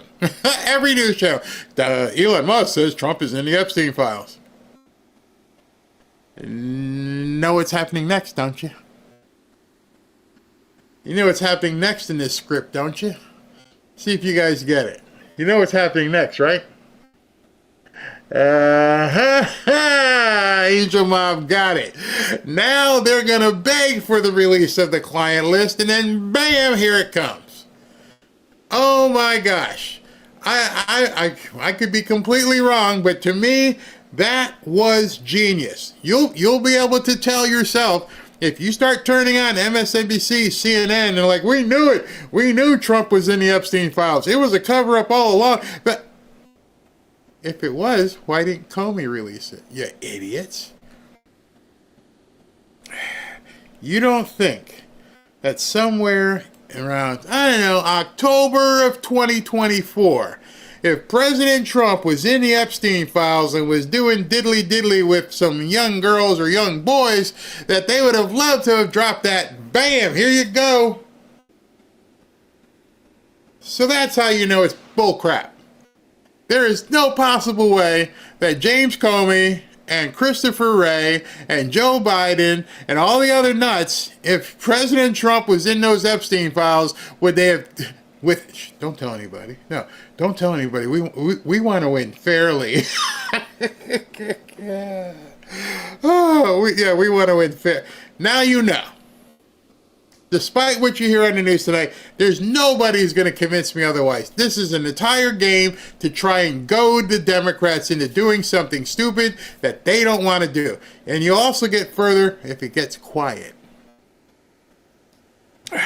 If it gets quiet and the news doesn't covering it, they're going to start realizing we've been had, haven't we?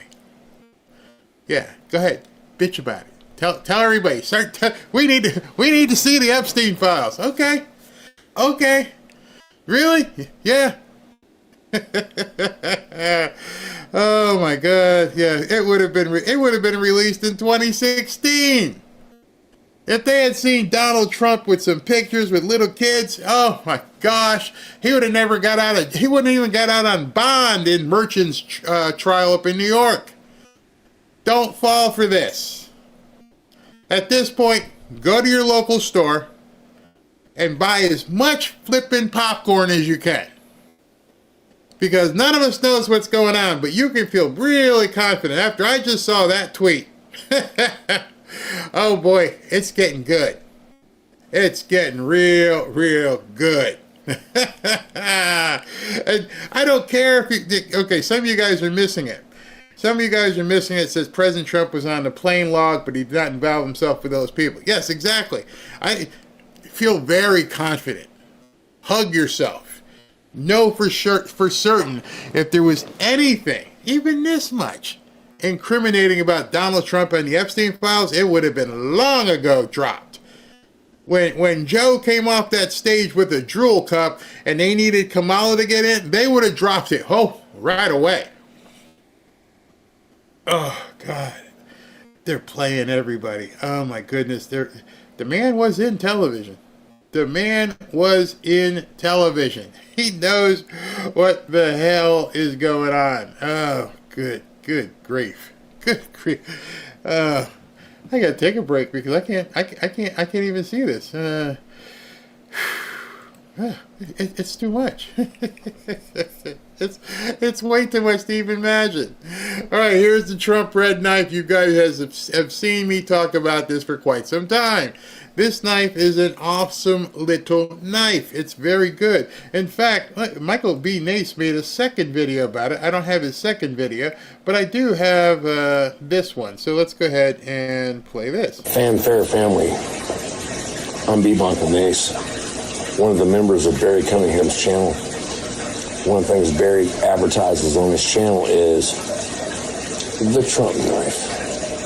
But Barry doesn't really do it so much justice because Barry apparently is not the knife guy that I am. I've got thousands of knives around my house. But this knife is really awesome. Well, check this out. This is a power-assisted folding knife with a liner lock. A glass breaker at the tip. The liner lock in the middle. So it won't close on you until you push the liner lock in the middle. Push it and it will fold. This knife is actually quite awesome. And I'm a knife collector. I've been collecting knives for 30 years. This is an amazing knife. And you can get it BarryKnife.com, Barry Cunningham. He can tell you how to get it. I want you to push it to his channel, Fanfare.com. This knife is amazing. It's sharp. It's heavy duty. As a matter of fact, it's almost too heavy to carry in a pocket. You'd have to put it on your belt or whatever, but it's a heavy duty knife, and it's really nice.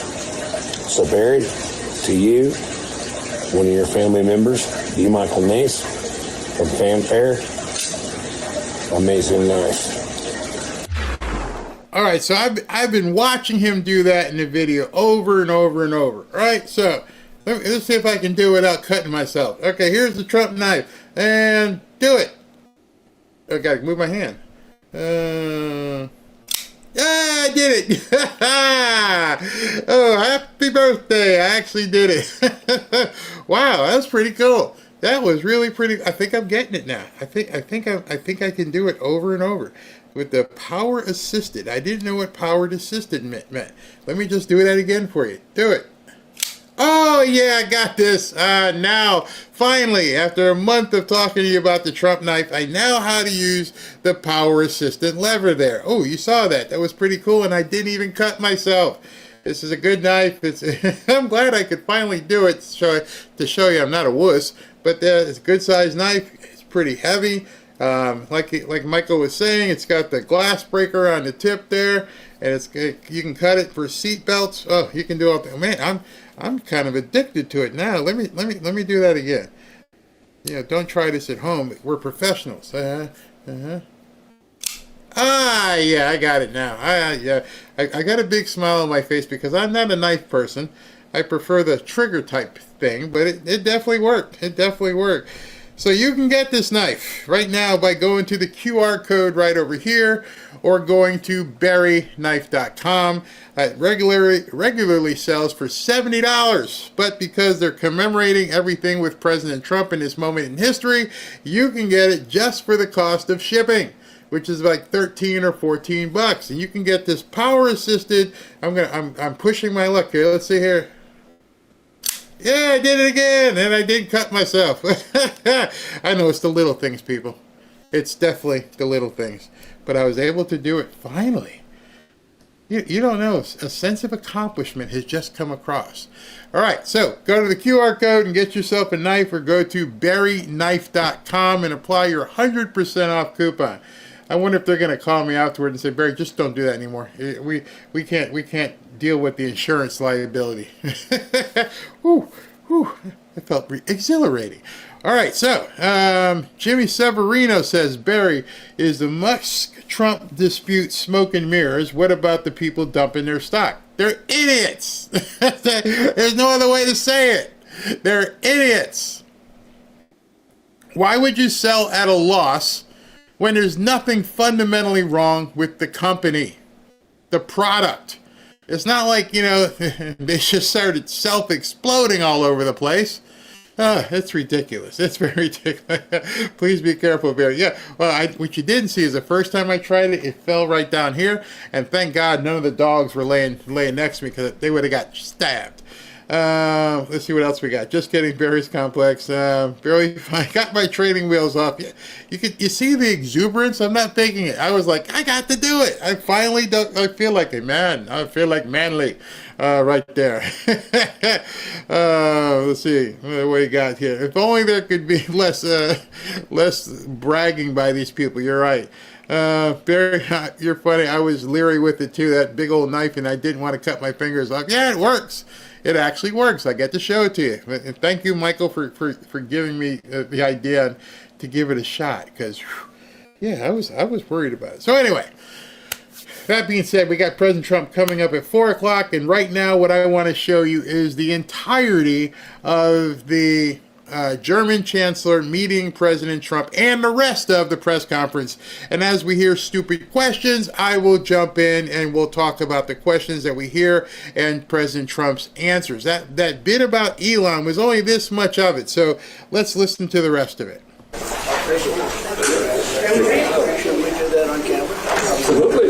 Sure.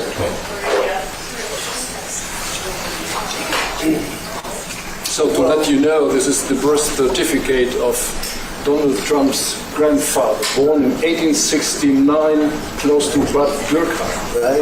Yeah. That's called and Syrian. His Christian name was Fredericks. Right? That's serious German. Serious German. That's serious. Bad Dürkheim is serious German. But I want to thank you very much for, first of all, I want to thank you for that. That's beautiful. Thank you very much. Thank you again. Fantastic. We'll put it up in a place of honor. Yeah. Well, maybe we can, let's see. We'll put it up there someplace.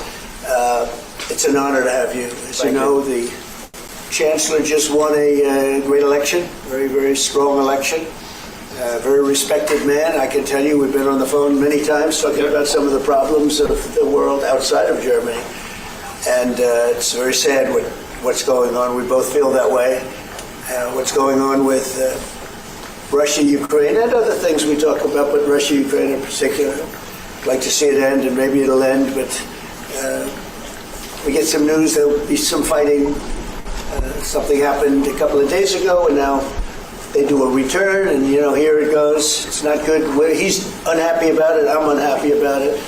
But I think eventually we're going to be successful in stopping the bloodshed. It's pure bloodshed. 5,000-6,000 young soldiers a week are being killed. You know that those numbers? Yeah, we know the numbers. They're staggering. They're staggering numbers. But Chancellor, I just want to congratulate you, and I want to welcome you to the Oval Office. Thank you. It's an Oval Office that's in very good shape. We like fixing things up and having them tippy-top like they have in Germany. Yeah. They do that in Germany very much, and we do it here. We're having a very good run. I also had a great election, great win, won everything. I want to break in for a second because some of you who've been around for the 17th letter day, those days back then, President Trump just said tippy top. Those of you who know, you know. Those of you who don't know, you may want to talk amongst yourselves.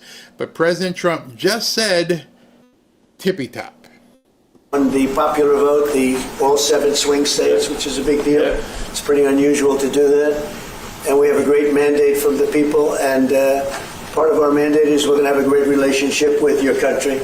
So I just want to thank you very much for being here. And if you'd like to say a few words. Absolutely. Thank you, first of all, Mr. President, for your kind invitation to come to Washington, D.C. I was in this building first time ever in 1982. I told you when former President Ronald Reagan was in office. So I'm very happy to be here again and to offer our close cooperation with the United States of America. We are having so much in common, our history. We owe the Americans a lot. We will never forget about that. And so with your German provenance, I think this is a very good basis for close cooperation between America and Germany. So again, thank you. Thank you for the hospitality, and thank you for having your guest house for a night. This is a great place. Great place. Many thanks for that. I really enjoyed it. Thank you. It's a wonderful place. It's a landmark also. And Lear House, it's a nice place to stay. Good. Thank you very much for saying that. Would you have any questions, please? Mr. President, on your new travel ban, why now? And if the Boulder attack was part of your reasoning, why not include Egypt on that list where the suspect is from? Well, because Egypt has been a country that we deal with very closely. They have things under control. The countries that we have don't have things under control. And why now? I can say that it can't come soon enough, frankly. We want to keep bad people out of our country. The Biden administration allowed some horrendous people, and we're getting them out one by one, and we're not stopping until we get them out. We have thousands of murderers. I even hate to say this in front of the Chancellor. Of course, you have a little problem too with some of the people that were allowed into your country. It's not your fault. It's not your fault. It shouldn't have happened. I told her it shouldn't have happened what she did, but you have your own difficulty with that, and we do, and we're moving them out, and we're moving them out very strongly. I'm confused. I'm pretty sure I just addressed Elon's tweet, and I'm seeing people, Barry, check it out. Rewind. Rewind. Already done. Talked about it. Come on, people, keep up, please. But it can't come fast enough. We want to get them out. We want to get them out now. We don't want to have other bad people coming into our country. It's like using the word bad, I'm being nice. Okay, the Democrats as a distraction. You put out on Truth Social a post regarding your conversation with President Xi. Right. Can you talk about whether or not you feel that trade talks, trade relations are back on track after appearing to be a little bit off track last week? A little bit off track. It was only the complexity. It's pretty complex stuff. We had a very good conversation with President Xi a little while ago, just before your arrival. In fact, we just hung up and they said, "You're here." I said, "That's pretty good." Two great leaders of the world in a very short period of time. We had a very good talk, and we've straightened out any complexity. And it's very complex stuff, and we straightened it out. The agreement was we're going to have Scott and Howard and Jameson will be going and meeting with their top people and continue it forward. But no, I think we have everything. I think we're in very good shape with China and the trade deal. We have a deal with China, as you know, but we were straightening out some of the points, having to do mostly with rare earth, magnets, and some other things. So those reduced trade tariff rates, they remain in effect? Yeah, we have the deal. I mean, we've had a deal. We announced the deal, and we'll be, I guess you could say, I wouldn't even say finalizing it up, Scott. I would say we have a deal, and we're going to just make sure that everybody understands what the deal is. Okay? We had a really good conversation. By the way, he invited me to China, and I invited him here. We're both accepted. So I'll be going there with the First Lady at a certain point, and he'll be coming here, hopefully, with the First Lady of China. Go ahead, please. Did you talk about the Chinese students? Are you allowing them to come to the US? No, Chinese students are coming. No problem. No problem. It's our honor to have them, frankly. Look, we want to have foreign students, but we want them to be checked. You know, in the case of Harvard and Columbia and others, all we want to do is see their list. There's no problem with that. This is anybody outside of our country, international students, because when we see some of the people that we've been watching, we say, where do these people come from? How is that possible? No, we want to have foreign students come. We're very honored by it, but we want to see their list. Harvard didn't want to give us the list. They're going to be giving us the list now. I think they're starting to behave, actually, if you want to know the truth. Okay. Yeah, please. On Russia, are you willing to put more pressure on Putin to end the war by imposing new sanctions on Russia and also on China? Well, remember, I'm the one that ended Nord Stream 2, going to a place called Germany, come to think of it. I'm sorry I did that. I don't know. But I ended Nord Stream 2. Nobody else did. And then when Biden came in, he immediately approved it. That's essentially the largest pipeline in the world, going to Germany and other countries. And by the way, we have so much oil and gas, you will not be able to buy it all. I mean, you literally, we have so much, and I hope we're going to make that a part of our trade deal because we have more than anybody else. We have actually the most by far in the world, probably double what anyone else has. So we'll work on that. I'm sure that's something we'll discuss today. Mr. President. What do you expect from Germany and what do you expect from the Chancellor? Well, first of all, I'm glad to meet because I've been dealing with the Chancellor, and he's a very good man to deal with. He's difficult, I would say. Can I say that? It's a positive. Go ahead. You wouldn't want me to say you're easy, right? No, he's a very great representative of Germany. I think all we want is just going to have a good relationship. The rest will just sort of follow very easily. We'll have a good trade deal. I mean, I guess that will be mostly determined by the European Union, but you're a very big part of that, so you'll be involved. But we'll end up hopefully with a trade deal or we'll do something. You know, we'll do the tariffs. I mean, I'm okay with the tariffs or we make a deal with the trade, and I guess that's what we're discussing now. Mr. President. Please, go ahead. Mr. President? No, not you. Is Germany doing enough on defense? Is Germany doing enough on defense? What? Defense spending. Is Germany doing enough on defense? The Chancellor wants to. Is Germany doing enough? The Chancellor wants to spend 3.5. Well, I don't know. I mean, I haven't discussed it very much. I know that you're spending more money on defense now, and quite a bit more money. And that's a positive thing. I'm not sure that General MacArthur would have said it's positive. You know, he wouldn't like it, but I sort of think it's good. You understand what I mean by that? I understand. He made a statement: never let Germany rearm. And I said, I always think about that when he says, sir, we're spending more money on defense. I say, oh, is that a good thing or a bad thing? I think it's a good thing. But, you know, at least to a certain point. There'll be a point when I'll say, please don't arm anymore, if you don't mind. We'll be watching him. Mr. President. Yeah, Biden, you said Biden. Your predecessor dismissed your AutoPen investigations and made all the decisions during the presidency. I'm curious your reaction to his dismissal. Well, look, the AutoPen, I think, is the big scandal outside of the rigged election of 2020. I think the biggest scandal of the last many years is the AutoPen. And who's using it? I happen to think I know, okay, because I'm here. And I'm not a big AutoPen person, fortunately. I'm glad. I'm very glad. It's an easy way out. But it's a very bad thing, very dangerous. You know, I sign important documents. Usually when they put documents in front of you, they're important. Even if you're signing ambassadorships, and I consider that important. I think it's inappropriate. You have somebody that's devoting 4 years of their life or more to being an ambassador. I think you really that person deserves to get a real signature, not an AutoPen signature. And I can tell AutoPen easily. I can look at it.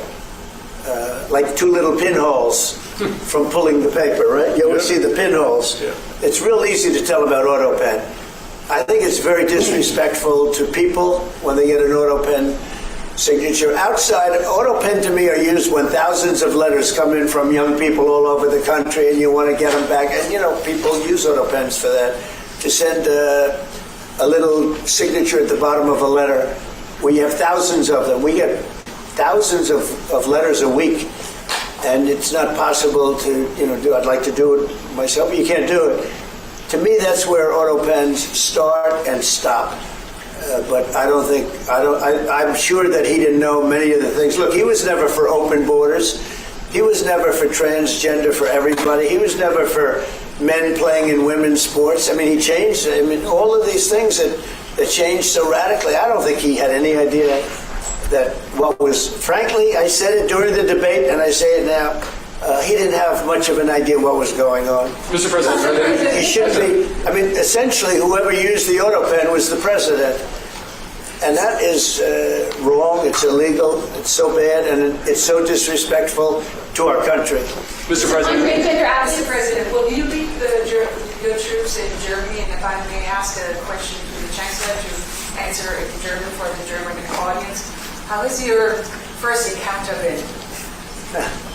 The answer is yes. We'll talk about that. But if they'd like to have them there, yeah, we have a lot of them, about 45,000. It's a lot of troops. It's a city, when you think of it. That's good economic development. They're highly paid troops, and they spend a lot of money in Germany. But the relationship with Germany is very important. Yeah, we'll be doing that. No problem. May I say a few words in German? Yes, please. So, danke für die Frage. Wir sind hier im Weißen Haus und ich bedanke mich beim Präsidenten für den sehr freundlichen Empfang im Oval Office in diesem weltweit bekannten Raum. Ich freue mich sehr, hier zu sein und wir bereiten eine Vertiefung unserer Zusammenarbeit vor. Ich freue mich sehr darüber. Mr. President, you speak English because you speak such good English. Is it as good as your German, would you say? No, do you feel more comfortable? No, it's not my mother tongue, but I try to understand almost everything and to speak as good as I can. Very good. You know, it's Mr. President, you've made an achievement, actually. Mr. President, can I follow up on that? Thank you, Mr. President. The criticism that I've seen, and I'm sure you've seen, regarding Elon Musk and your big, beautiful bill. What's your reaction to that? Do you think it in any way hurts passage in the Senate, which, of course, what is you're seeking? Well, look, you know, I've always liked Elon, and it's always very surprised. You saw the words he had for me, the words of, and he hasn't said anything about me that's bad. I'd rather have him criticize me than the bill, because the bill is incredible. It's the biggest cut in the history of our country. We've never cut. It's about 1.6 trillion in cuts. It's the biggest tax cut. You would say, people's taxes will go way down, but it's the biggest tax cut in history. It's we are doing things in that bill that are unbelievable. And when you look at what we're doing for small businesses, for people, for middle-income people, all of the things that we're doing, nobody's ever seen anything like it. And, you know, Elon's upset because we took the EV mandate, and, you know, which was a lot of money for electric vehicles. And, you know, they're having a hard time, the electric vehicles. And they want us to pay billions of dollars in subsidy. And, you know, Elon knew this from the beginning. He knew it for a long time ago. That's been in there. That's been, I would say, JD, that hasn't changed. That's been right from the beginning. Mr. Secretary, that hasn't changed at all, right from the beginning. But I know that it disturbed him. He wanted, and rightfully, you know, he recommended somebody from, that he, I guess, knew very well. I'm sure he respected him, but to run NASA. And I didn't think it was appropriate. And he happened to be a Democrat, like totally Democrat. And I say, you know, look, we won. We get certain privileges, and one of the privileges, we don't have to appoint a Democrat. NASA is very important. We have great people. General Kane is going to be picking somebody with our. We'll be checking him out, seeing. But he wanted that person, a certain person, and we said no. And you know, I can understand why he's upset. Remember, he was here for a long time. You saw a man who was very happy when he stood behind the Oval desk. And even with the black eye, I said, do you want a little makeup? We'll get you a little makeup. But he said, no, I don't think so, which is interesting and very nice. He wants to be who he is, so you could make that statement too, I guess. Look, Elon and I had a great relationship. I don't know if we will anymore. I was surprised because you were here. Everybody in this room practically was here as we had a wonderful send-off. He said wonderful things about me. You couldn't have nicer. Said the best thing. He's worn the hat. Trump was right about everything. And I am right about the great, big, beautiful bill. We call it a great, big, beautiful bill because that's what it is. And again, biggest tax cuts in history, biggest economic development moves anywhere. We've never done anything like it. Business is spurred. And I don't know if you've seen the numbers, but the numbers came out. Even the CBO, which is run by Democrats, said that we're going to be doing, I'd like you to discuss it, the 2.8 trillion, that CBO. This is a group of people that are Democrats. They're very hostile to us. They just came out with phenomenal numbers, what it does. You want to mention that, sir?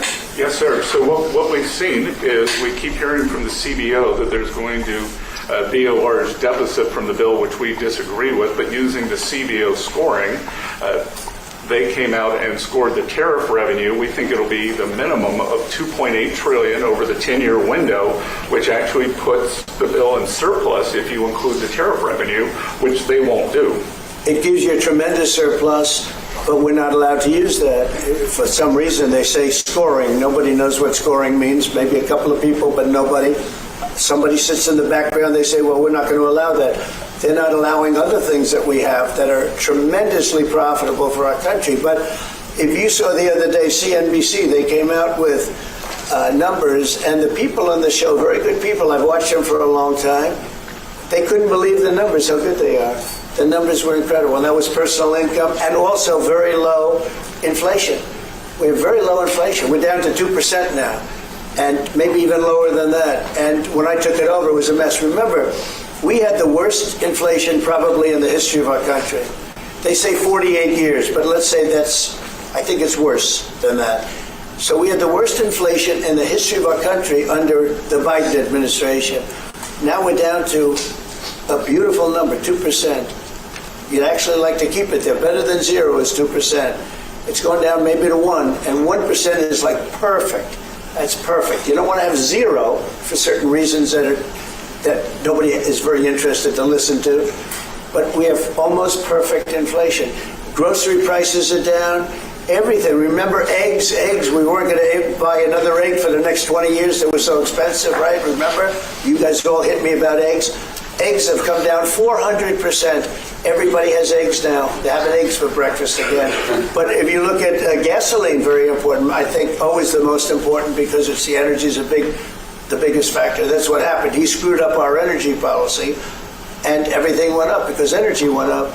But now energy is way down, and they have states where you're at $1.98 a gallon for gasoline. So the costs have come way down. And one of the things I ran on was that. I ran on the border. We have the best border in the history of our country, 99.99%. It was last week, 3 people came in, 2 of them for medical reasons. We let them in because one of them had a heart attack. I think it was a nice thing to do, and one of them had something else. So we've never I had very good numbers for 4 years, but we really topped it. And I want to thank Christie and Tom Holman. They've done a fantastic job. But nobody mentions that anymore. Remember, a few months ago, the border was a total disaster. People were coming in by the hundreds of thousands of people a day, a week, a month. I mean, we had a month, 2 million people came in 1 month. The border was being overrun, and a lot of bad people, criminals, murderers, drug dealers. We had some of the worst people in the world coming in from all over the world. It's totally closed. And you know what? People are coming into our country, but they're coming in legally. So we've done a great job. Elon knew that. Elon endorsed me very strongly. He actually went up in campaign for me. I think I would have won. Susie would say I would have won Pennsylvania easily anyway, even if the governor ran, the real governor, not the governor from Minnesota, he's a sick puppy, that guy. That poor guy, I feel sorry for him. But they made a bad choice with him. But if you pick Shapiro or anybody else, I spoke to him recently about his house being set on fire, which was terrible. But if they picked him, I would have won Pennsylvania. I won it by a lot. But I'm very disappointed because Elon knew the inner workings of this bill better than almost anybody sitting here, better than you people. He knew everything about it. He had no problem with it. All of a sudden he had a problem, and he only developed the problem when he found out that we're going to have to cut the EV mandate, because that's billions and billions of dollars, and it really is unfair. We want to have cars of all types. Electric, we want to have electric, but we want to have a gasoline combustion. We want to have different. We want to have hybrids. We want to have we want to be able to sell everything.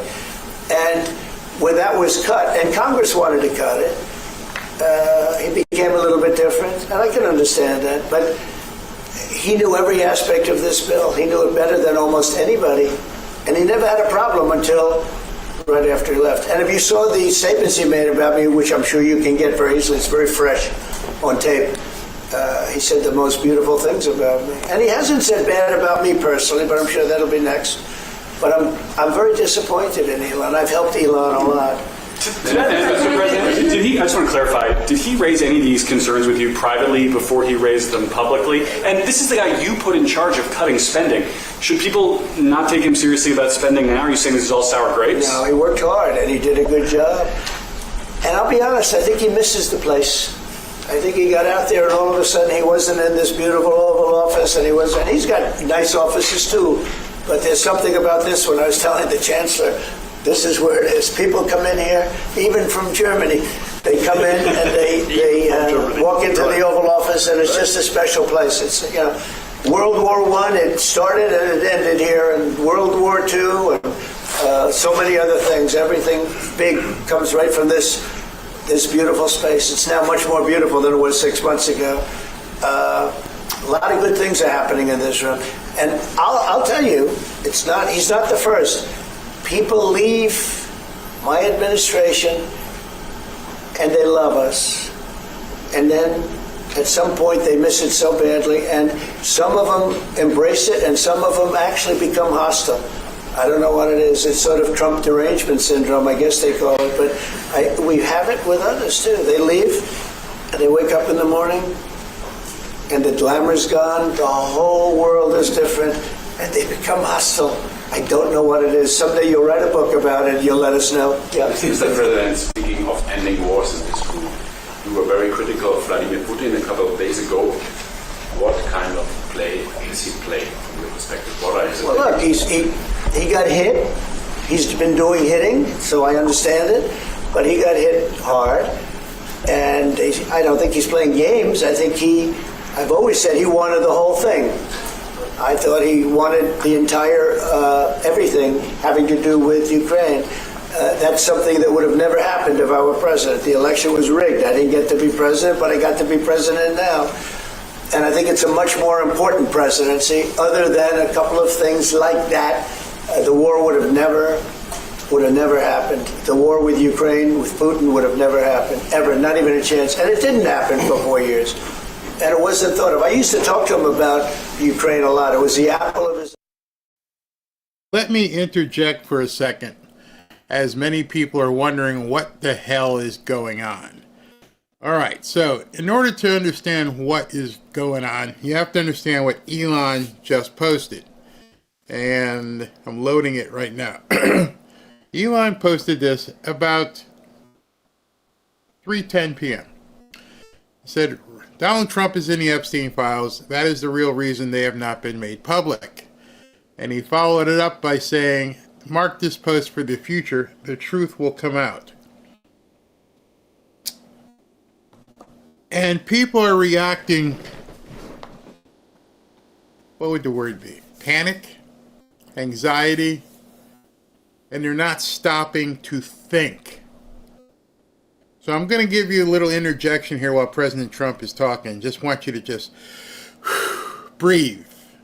Breathe, breathe, breathe. What I'm going to tell you, you can absolutely take with you as 150% gospel truth. There are people, I'm getting notifications, there are people using this to make YouTube videos and everything else, and I'm like, just don't be so stupid. Don't fall for the hyperbolic stuff that people are going to put on YouTube. Don't fall for the drama. Fall for fact. The fact of the matter is that Jeffrey Epstein, whatever he was doing, however he was doing it, he did it some time ago. Including while Joe Biden was president, while Christopher Wray was the FBI director, while Merrick Garland was in charge of the Department of Justice. If there were any inferences that showed that Donald J. Trump was engaging in any of the stuff that was happening over on that island or anywhere else, there's no way he would be president right now. Fact. They tried to kill him to stop him. They tried to throw him in jail for the rest of his life to stop him. If they had the ability to stop him by saying, hey, he diddled little girls and little boys, if he had that ability, if they had the ability to submarine his presidency and the entirety of probably the Republican Party, they would have done it. Don't listen to anybody in the chat who's saying, oh, yeah, chill. Sit back, fold your arms, and think. What have they done to Trump? They put him through felonious charges in Georgia and New York and Miami, and they raided his house, and then they tried to kill him and put him in jail for the rest of his life. And through all of that, if they had some files of pictures of Donald J. Trump with little boys and little girls, you wouldn't have had to do any of that. You wouldn't have had to raid Mar-a-Lago. You wouldn't have had to raid, somebody to take a shot at him almost twice. You wouldn't have had to have all these lawsuits. Wouldn't need all that. You would have just had to say, hey, look what we got here. Career over. Done. Done. He would be shunned. So you can rest assured, whatever you're, I told you, when I pulled up this tweet, right here, I was like, now I can relax. Now I can relax and go, okay, now I know it's a movie. Now I know it's fake. Eric, how do you know? Because if there was anything there, you would already know about it. You remember the whole Russia hoax? Do you remember how that came out? Well, the Russia hoax was Christopher Steele and other people talking, and they said that, he was giving golden showers to hookers in a hotel in Russia. If they were, so just, many of you may be new to the whole Trump thing, but maybe you should just back up. And just think, wait a minute, yeah, they made that up. Stormy, Merchan, yep. Fanny, yep. Raid at his house, yep. Shot in Butler, yep. Almost shot again in West Palm, yep. And here in June of 2025, this guy is telling you that all of a sudden, he's in these files. When all along, Merchan and Fanny and Merrick Garland and Christopher Wray, and before Christopher Wray, James, all these people, they all knew this, right? So don't bother me with this stuff. That's all I can tell you, is now I know it's a movie. Now I'm just waiting for the next act. I've told you guys this is a 3-act play, and you guys didn't realize it. You said, Barry, what do you mean by 3? Now you might want to go look up 3-act play. We've moved into the second stage of scene 15. It's here. I don't know what it is, but I can tell you by looking at that, we're in that next act of the play. So stop. Stop with all the wondering, oh, was he there? Was he not there? No. They wouldn't have had to try to shoot him. They wouldn't have had to try to put him in jail. And I know there's people right now going, oh yeah, oh, what are they talking about? Yes, all of that. You think there's some newfound, they found some pictures below the basement of the, no, they've had the files on Epstein. Barry, what could the purpose of this be? The one singular purpose this could be. The one singular purpose that this could be generating is for like some of you to begin out there and go out there screaming and saying, oh my goodness, and get that all out there. Because the next thing that comes after that is people like, we need to have it all released. Oh, You want it all released, huh? Yeah. We need to see everything. Yeah. Now you all want to see everything. Yeah. Okay. Let me show you something else. For some of you guys that may not know, I said something once, and I see it blowing up in the chat. So I'm going to show you. Elon just posted again. He's hammering Trump right now, and either he's on an Adderall binge or you are definitely watching a movie. All right, so I want to show you something. People are saying, Barry, what are you talking about? What are you talking about? It's not what I'm talking about. It's not what I'm talking about. It's what has been said, the term tippy top. I'm just telling you, he said it. That's what I repeated. I went, he just said tippy top. And so there's nothing covert. You just don't know what we're talking about. In some places, you're not allowed to talk about it. So let me just show you something. If you go ahead and put it in X search, it ain't me. It's one of the biggest things on X right now. Trump is just having fun at this point. Tippy top yet again. Tippy top. Tippy top. Oh, there's a com right here that they're comparing it to. Tippy top, tippy top, tippy top. Again, some of you are new. You may be Trump supporter 2022 or something. You don't go all the way back to 2016. We got levels to this stuff, and they told us we were crazy, and it's being said. So who's crazy? Anyway, I hope I've explained it now so we can continue. But he would have never done what he did. And I think mistakes were made by him, but I think mistakes were made by other people. The president should have never allowed that war. Biden should have never allowed that war to happen. If you had the right guy in here, that war would have never happened. Israel would have never happened with Hamas. That would have never happened. The attack on Israel would have never happened because Iran was broke. They had no money. They had no money to give to Hamas or Hezbollah or anybody else. And all of that would have never happened. Inflation wouldn't have happened. It was caused mostly by energy. And the Biden administration messed up my great energy policy. We were down into the $1.90 a gallon. And it would have never happened. It was caused by energy and their bad spending on the Green New Scam and other things that they spent on. But all of those things would have never happened. But maybe most importantly, the war, Chancellor, with Russia would never have happened with Ukraine. It was something that would have, I dealt with Putin a lot. There was no chance, zero. And a lot of people say, how do you know? For 4 years it didn't happen. There was never a chance of it happening.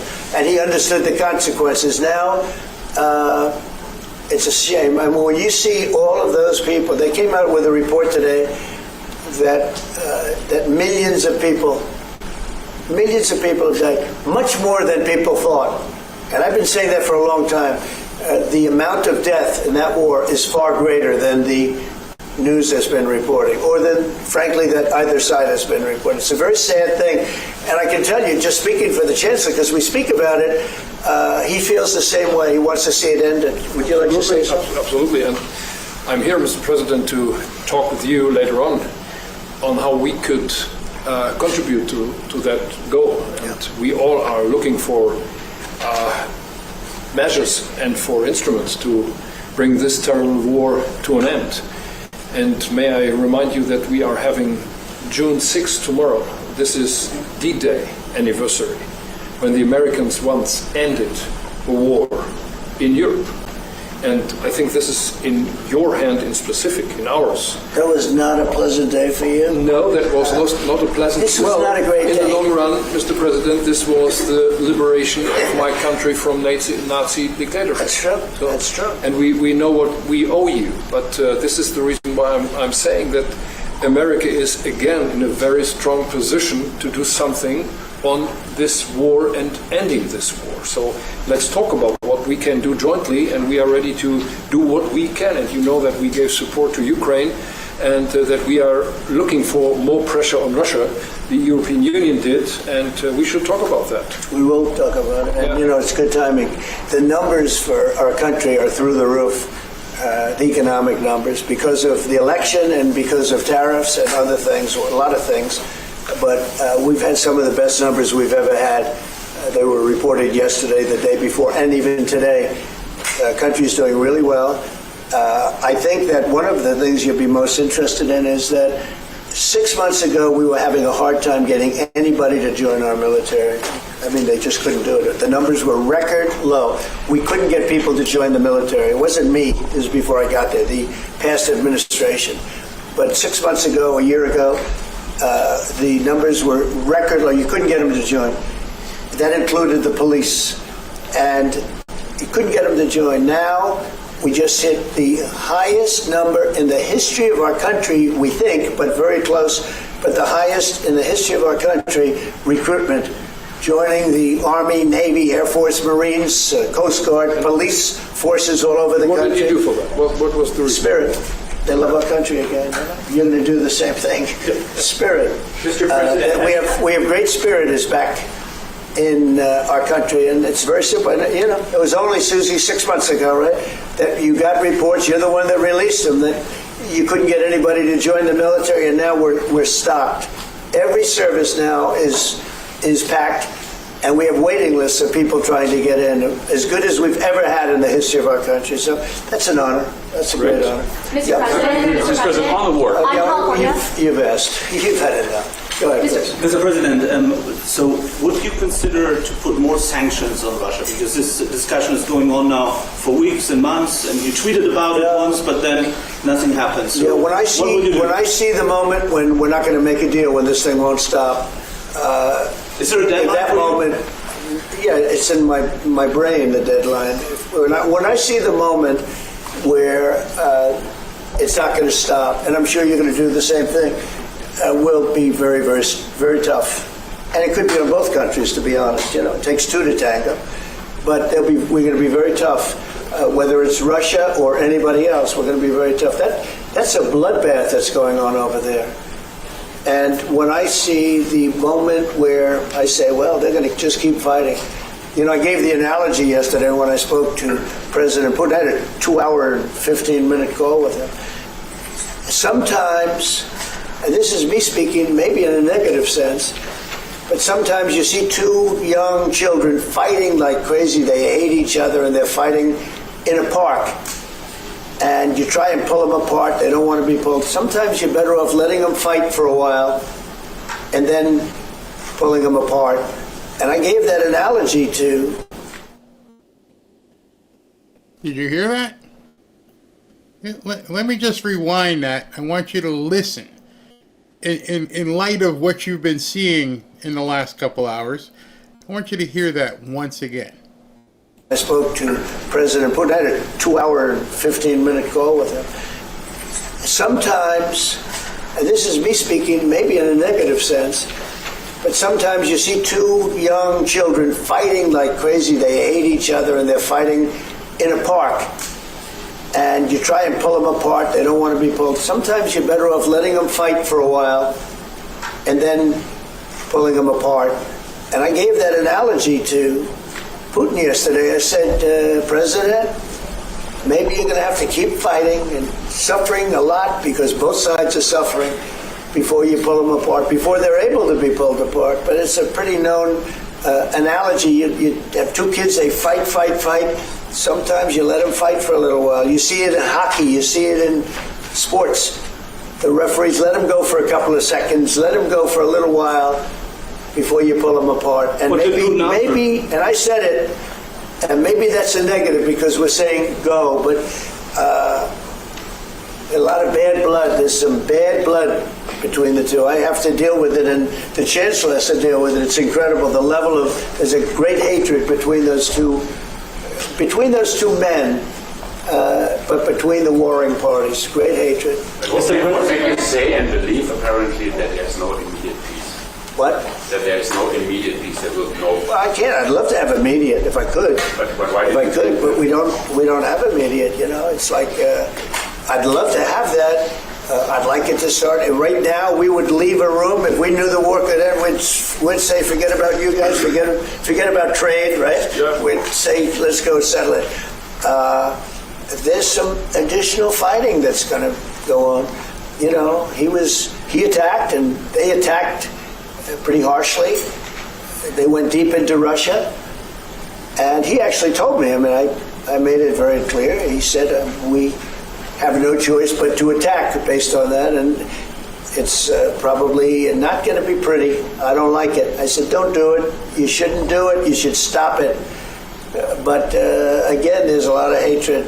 And, you know, I'm very proud of the fact that with India and Pakistan, I was able to stop that. And those are nuclear powers. And that was getting close to being out of hand. And I spoke to some very talented people on both sides, very good people on both sides.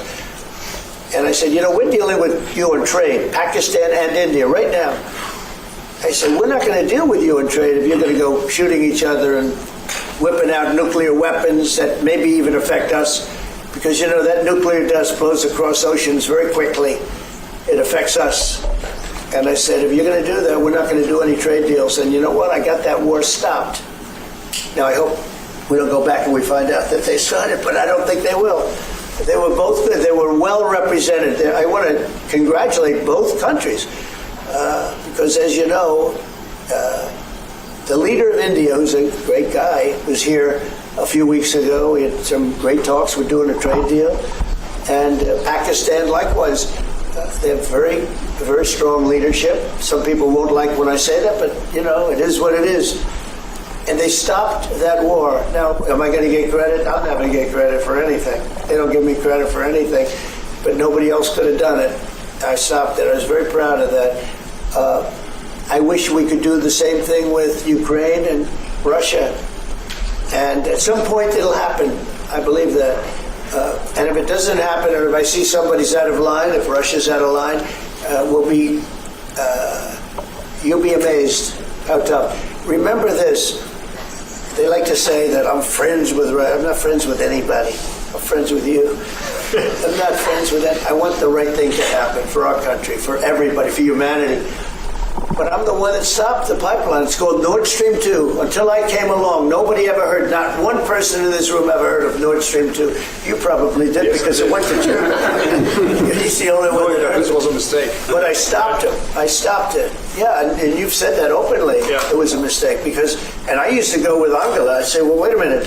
We're spending all this money to defend you against Russia, and then you're giving Russia billions of dollars a month. What kind of a deal is that? You know, which was, but you said it better than anybody else. I appreciate it. But I'm the one that stopped it. And that was the biggest economic development job, if you want to call it that, in the history, think of it, in the history of Russia. That was a massive, it's the biggest pipeline in the world. Going to go all over Europe, not only to Germany. You know, they were Germany, but then they were branching off all over to Europe. Nobody ever heard of it. Not one person of you heard of it. And I stopped it. It was dead. And then they say, I'm friends with Putin. I got along with him. He respected me, I respected him. It would have never happened. But I stopped Nord Stream 2.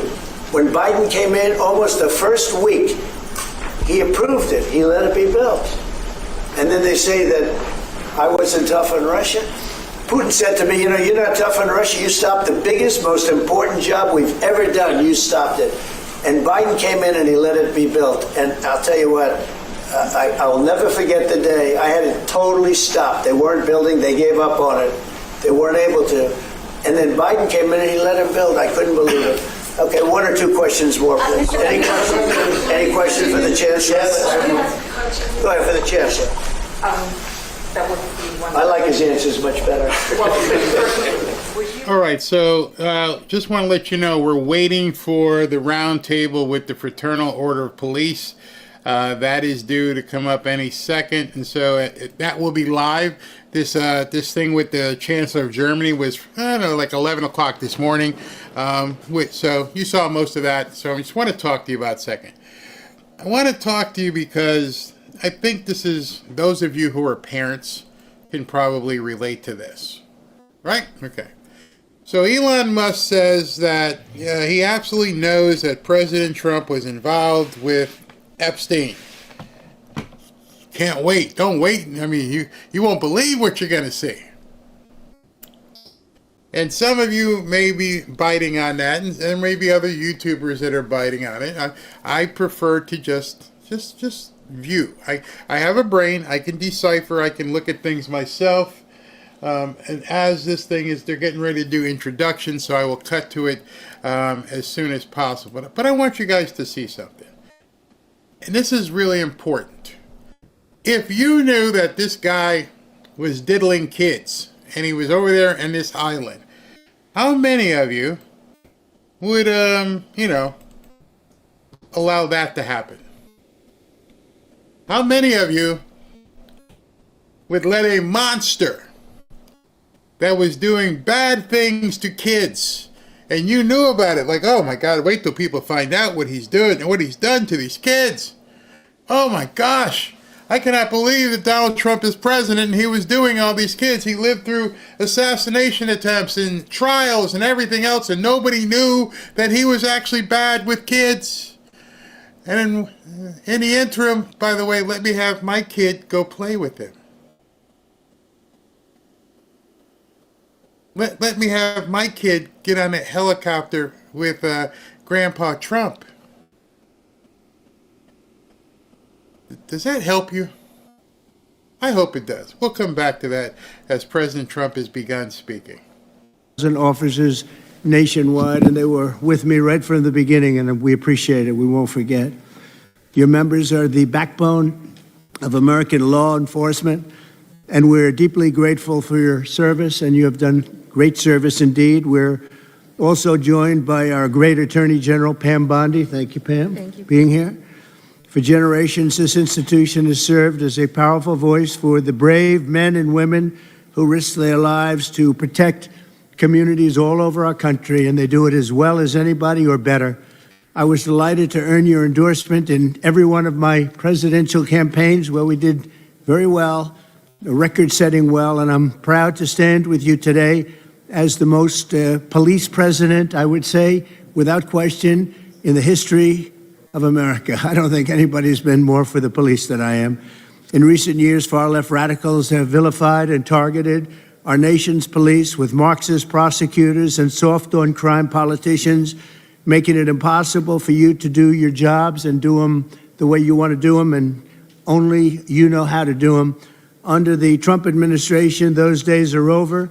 We're backing the men in blue, and we're backing the blue. Very honestly, we have some of the greatest people in the country sitting right around this table. We've ended the use of lawfare against police officers and terminated unjustified federal consent decrees. I signed an executive order directing the Department of Justice to provide legal protection and financial support for officers targeted by very frivolous lawsuits. Oh, I know about frivolous lawsuits better than you do. I can tell you, I had my share of them.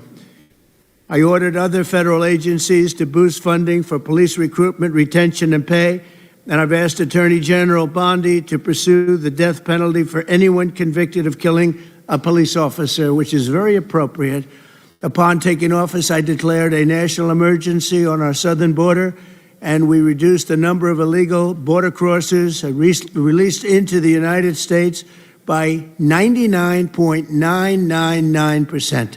You can't do much better than that.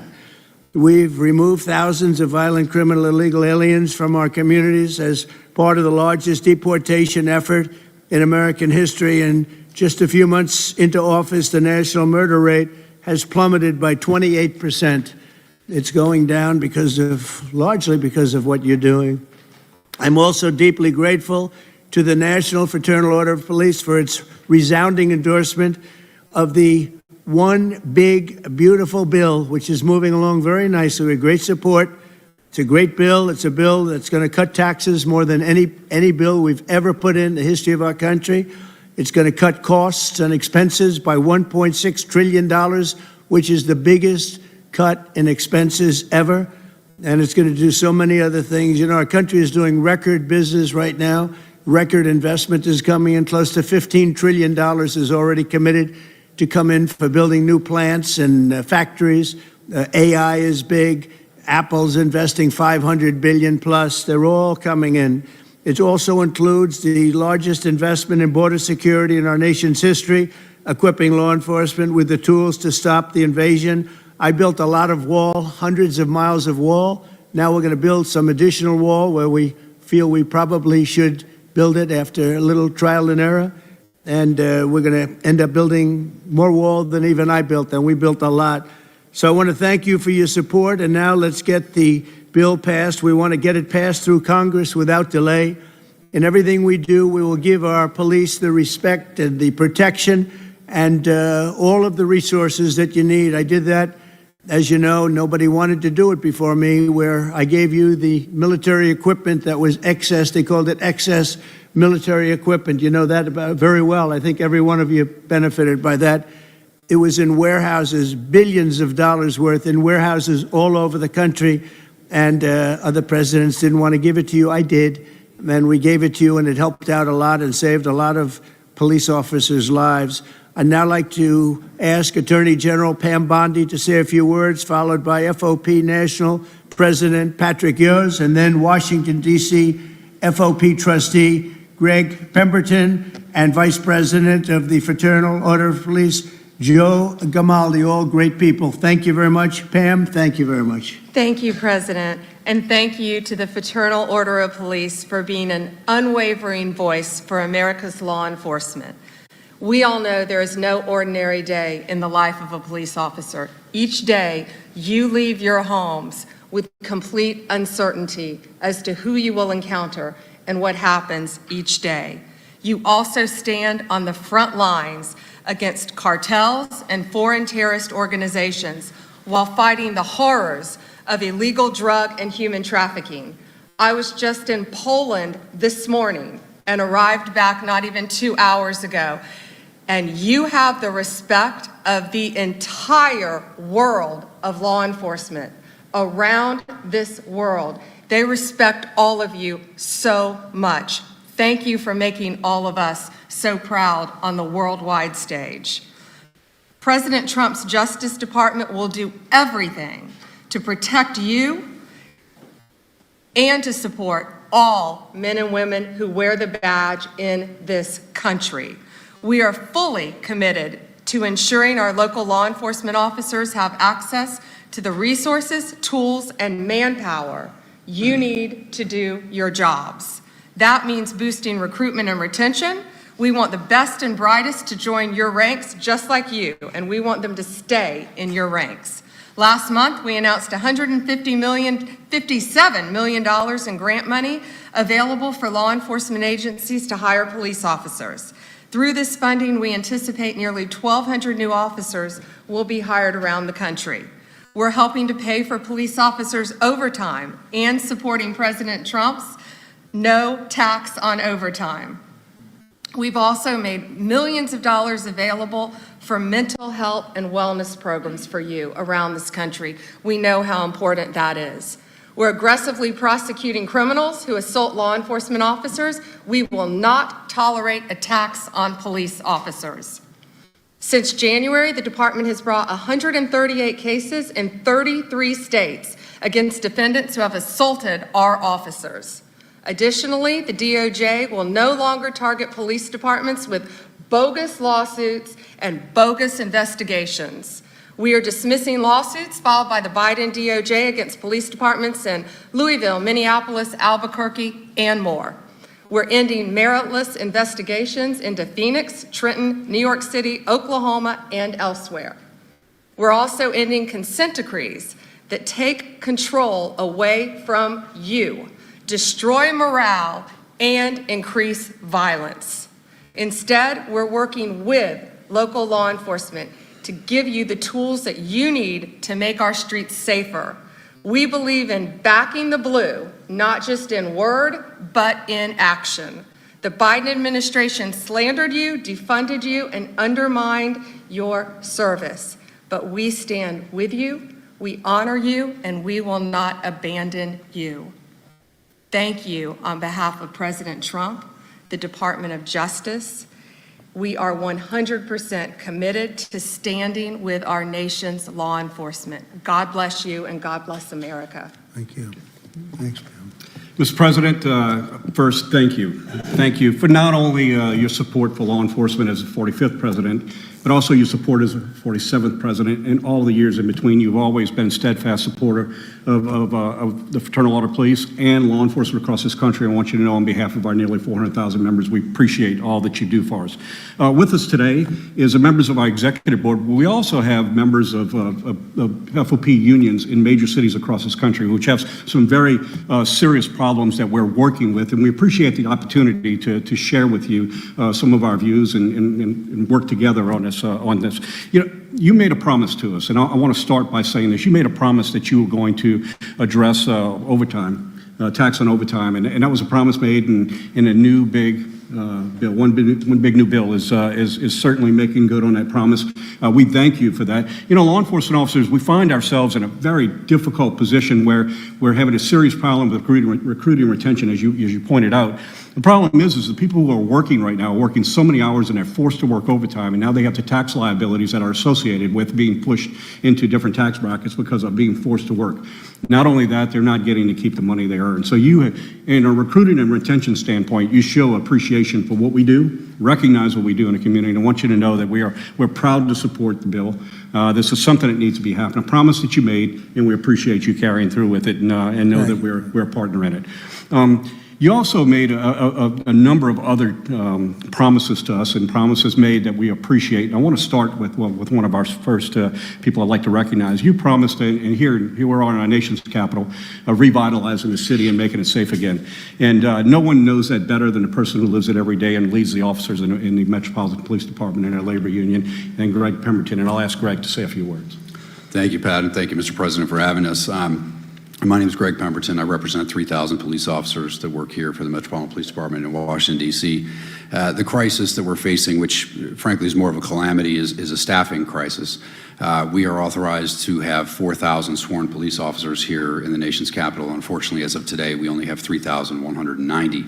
Over 800 vacancies that we have here for this Metropolitan Police Department. And the worst part is that over the past 5 years, we've had a net loss of 600 police officers who've just left this agency in a mass exodus. And the reason for that is that our city council here in the District of Columbia has passed layers and layers and layers of legislation that prohibits our officers from being able to do their job.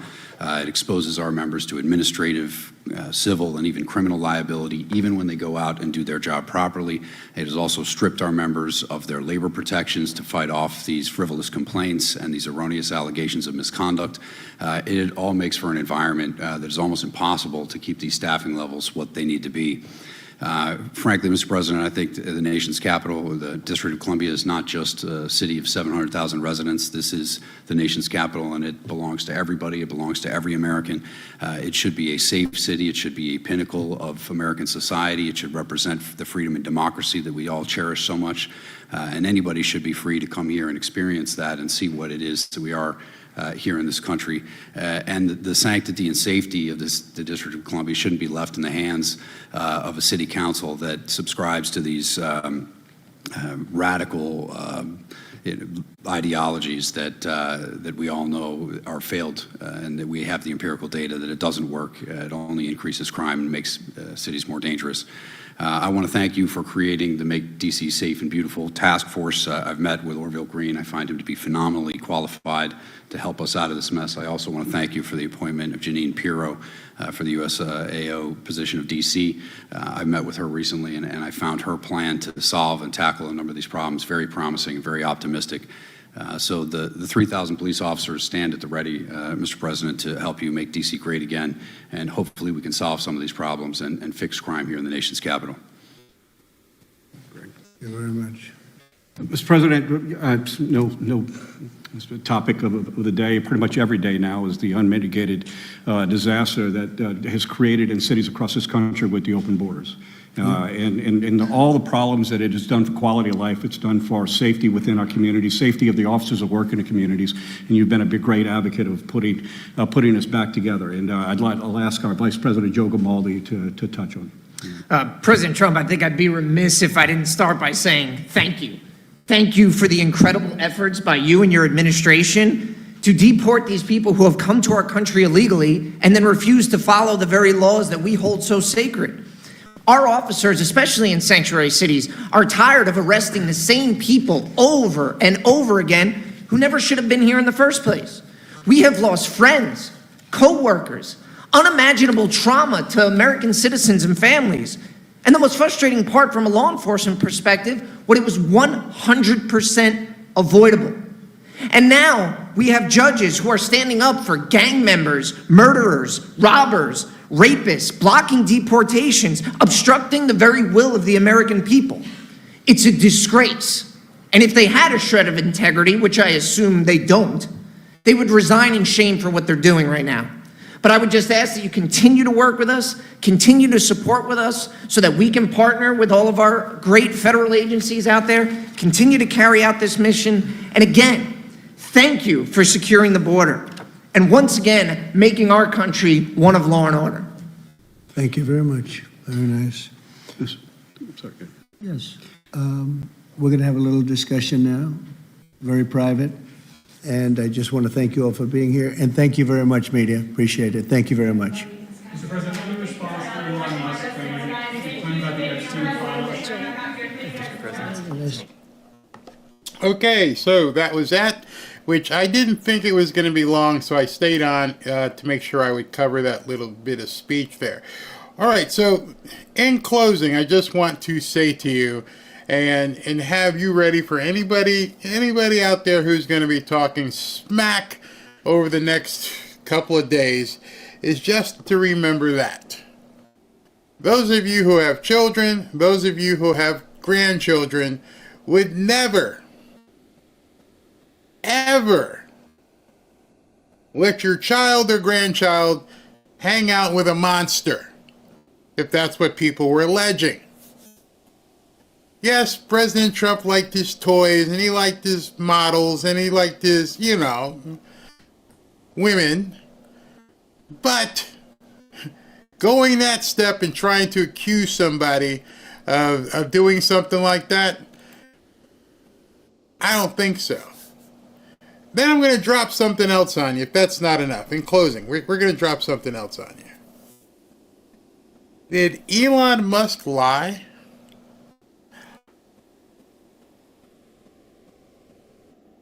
Let me just show you something. Time to drop the really big bomb. Trump is in the Epstein files. That is the real reason they have not been made public. Mark this post for the future. The truth will come out. Okay. Did he say that President Trump did anything with those kids that, that other guy was doing? Did that? No, he didn't say that. So when you start looking at the entire picture, and after you've gone to the cabinet and got a nice big bag of popcorn, I keep mine close by. There's my popcorn right there. Popcorn, party size, white cheddar. And you keep your popcorn nearby. Realize what you're seeing. I'm just gonna sit back and watch. And I'm not watching Elon and I'm not watching Trump. I'm watching the other people. I'm going to watch MSNBC tonight. I'm going to watch CNN. I'm going to see how they start yapping about this.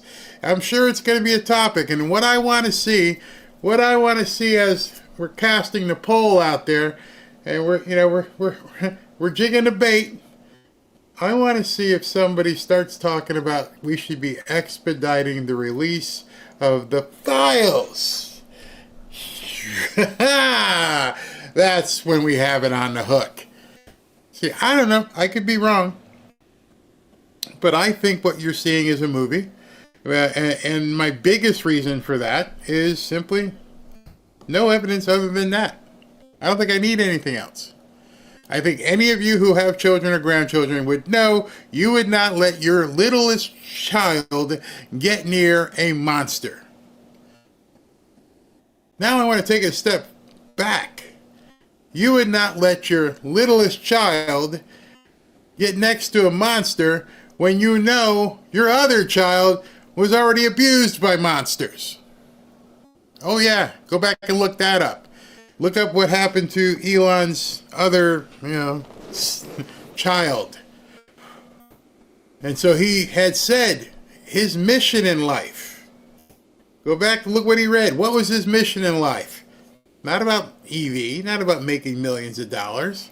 His mission in life was to destroy the woke mind virus. So if I take these two guys at their mission, their statement, one says, I'm here to destroy the woke mind virus, and the other one says, I'm here to obliterate the deep state. That tells me to ask Robin, put a lot of popcorn on the shopping list. Put a whole lot of popcorn. Because I think things are about to get crazy. Absolutely crazy. So no, I'm not buying it. I'm not buying it because there would have been nothing that would prevented Elon to say, I know for a fact that Donald J. Trump was diddling kids on Epstein's Island. He could have said it. He didn't say that. It was very vague, wasn't it? Stuff you already know, that there were some plane rides or something like that. So if the bombshell would have been, I know for a fact that Donald Trump did this or did that. He didn't say that. And then go back and, like I said, I went through the history. They went through the PP tape and the Golden Showers and Stormy Daniels and what was the other one's name? They brought her in there. She testified. And then Merchant came in and they had the big trial. Then they did something with Fannie Willis. And then they raided Mar-a-Lago. And they did all this stuff. Then they tried to kill him twice. And you're telling me that Merrick Garland and Christopher Wray had this in their files? You must still believe in the Easter Bunny and Santa Claus. For you to buy all that and say, oh yeah, there's something in there about Donald Trump. Yeah. Yeah, don't come to me with that stuff. I can't help you. I can't help you, and my mind won't even allow me to think that stupidly.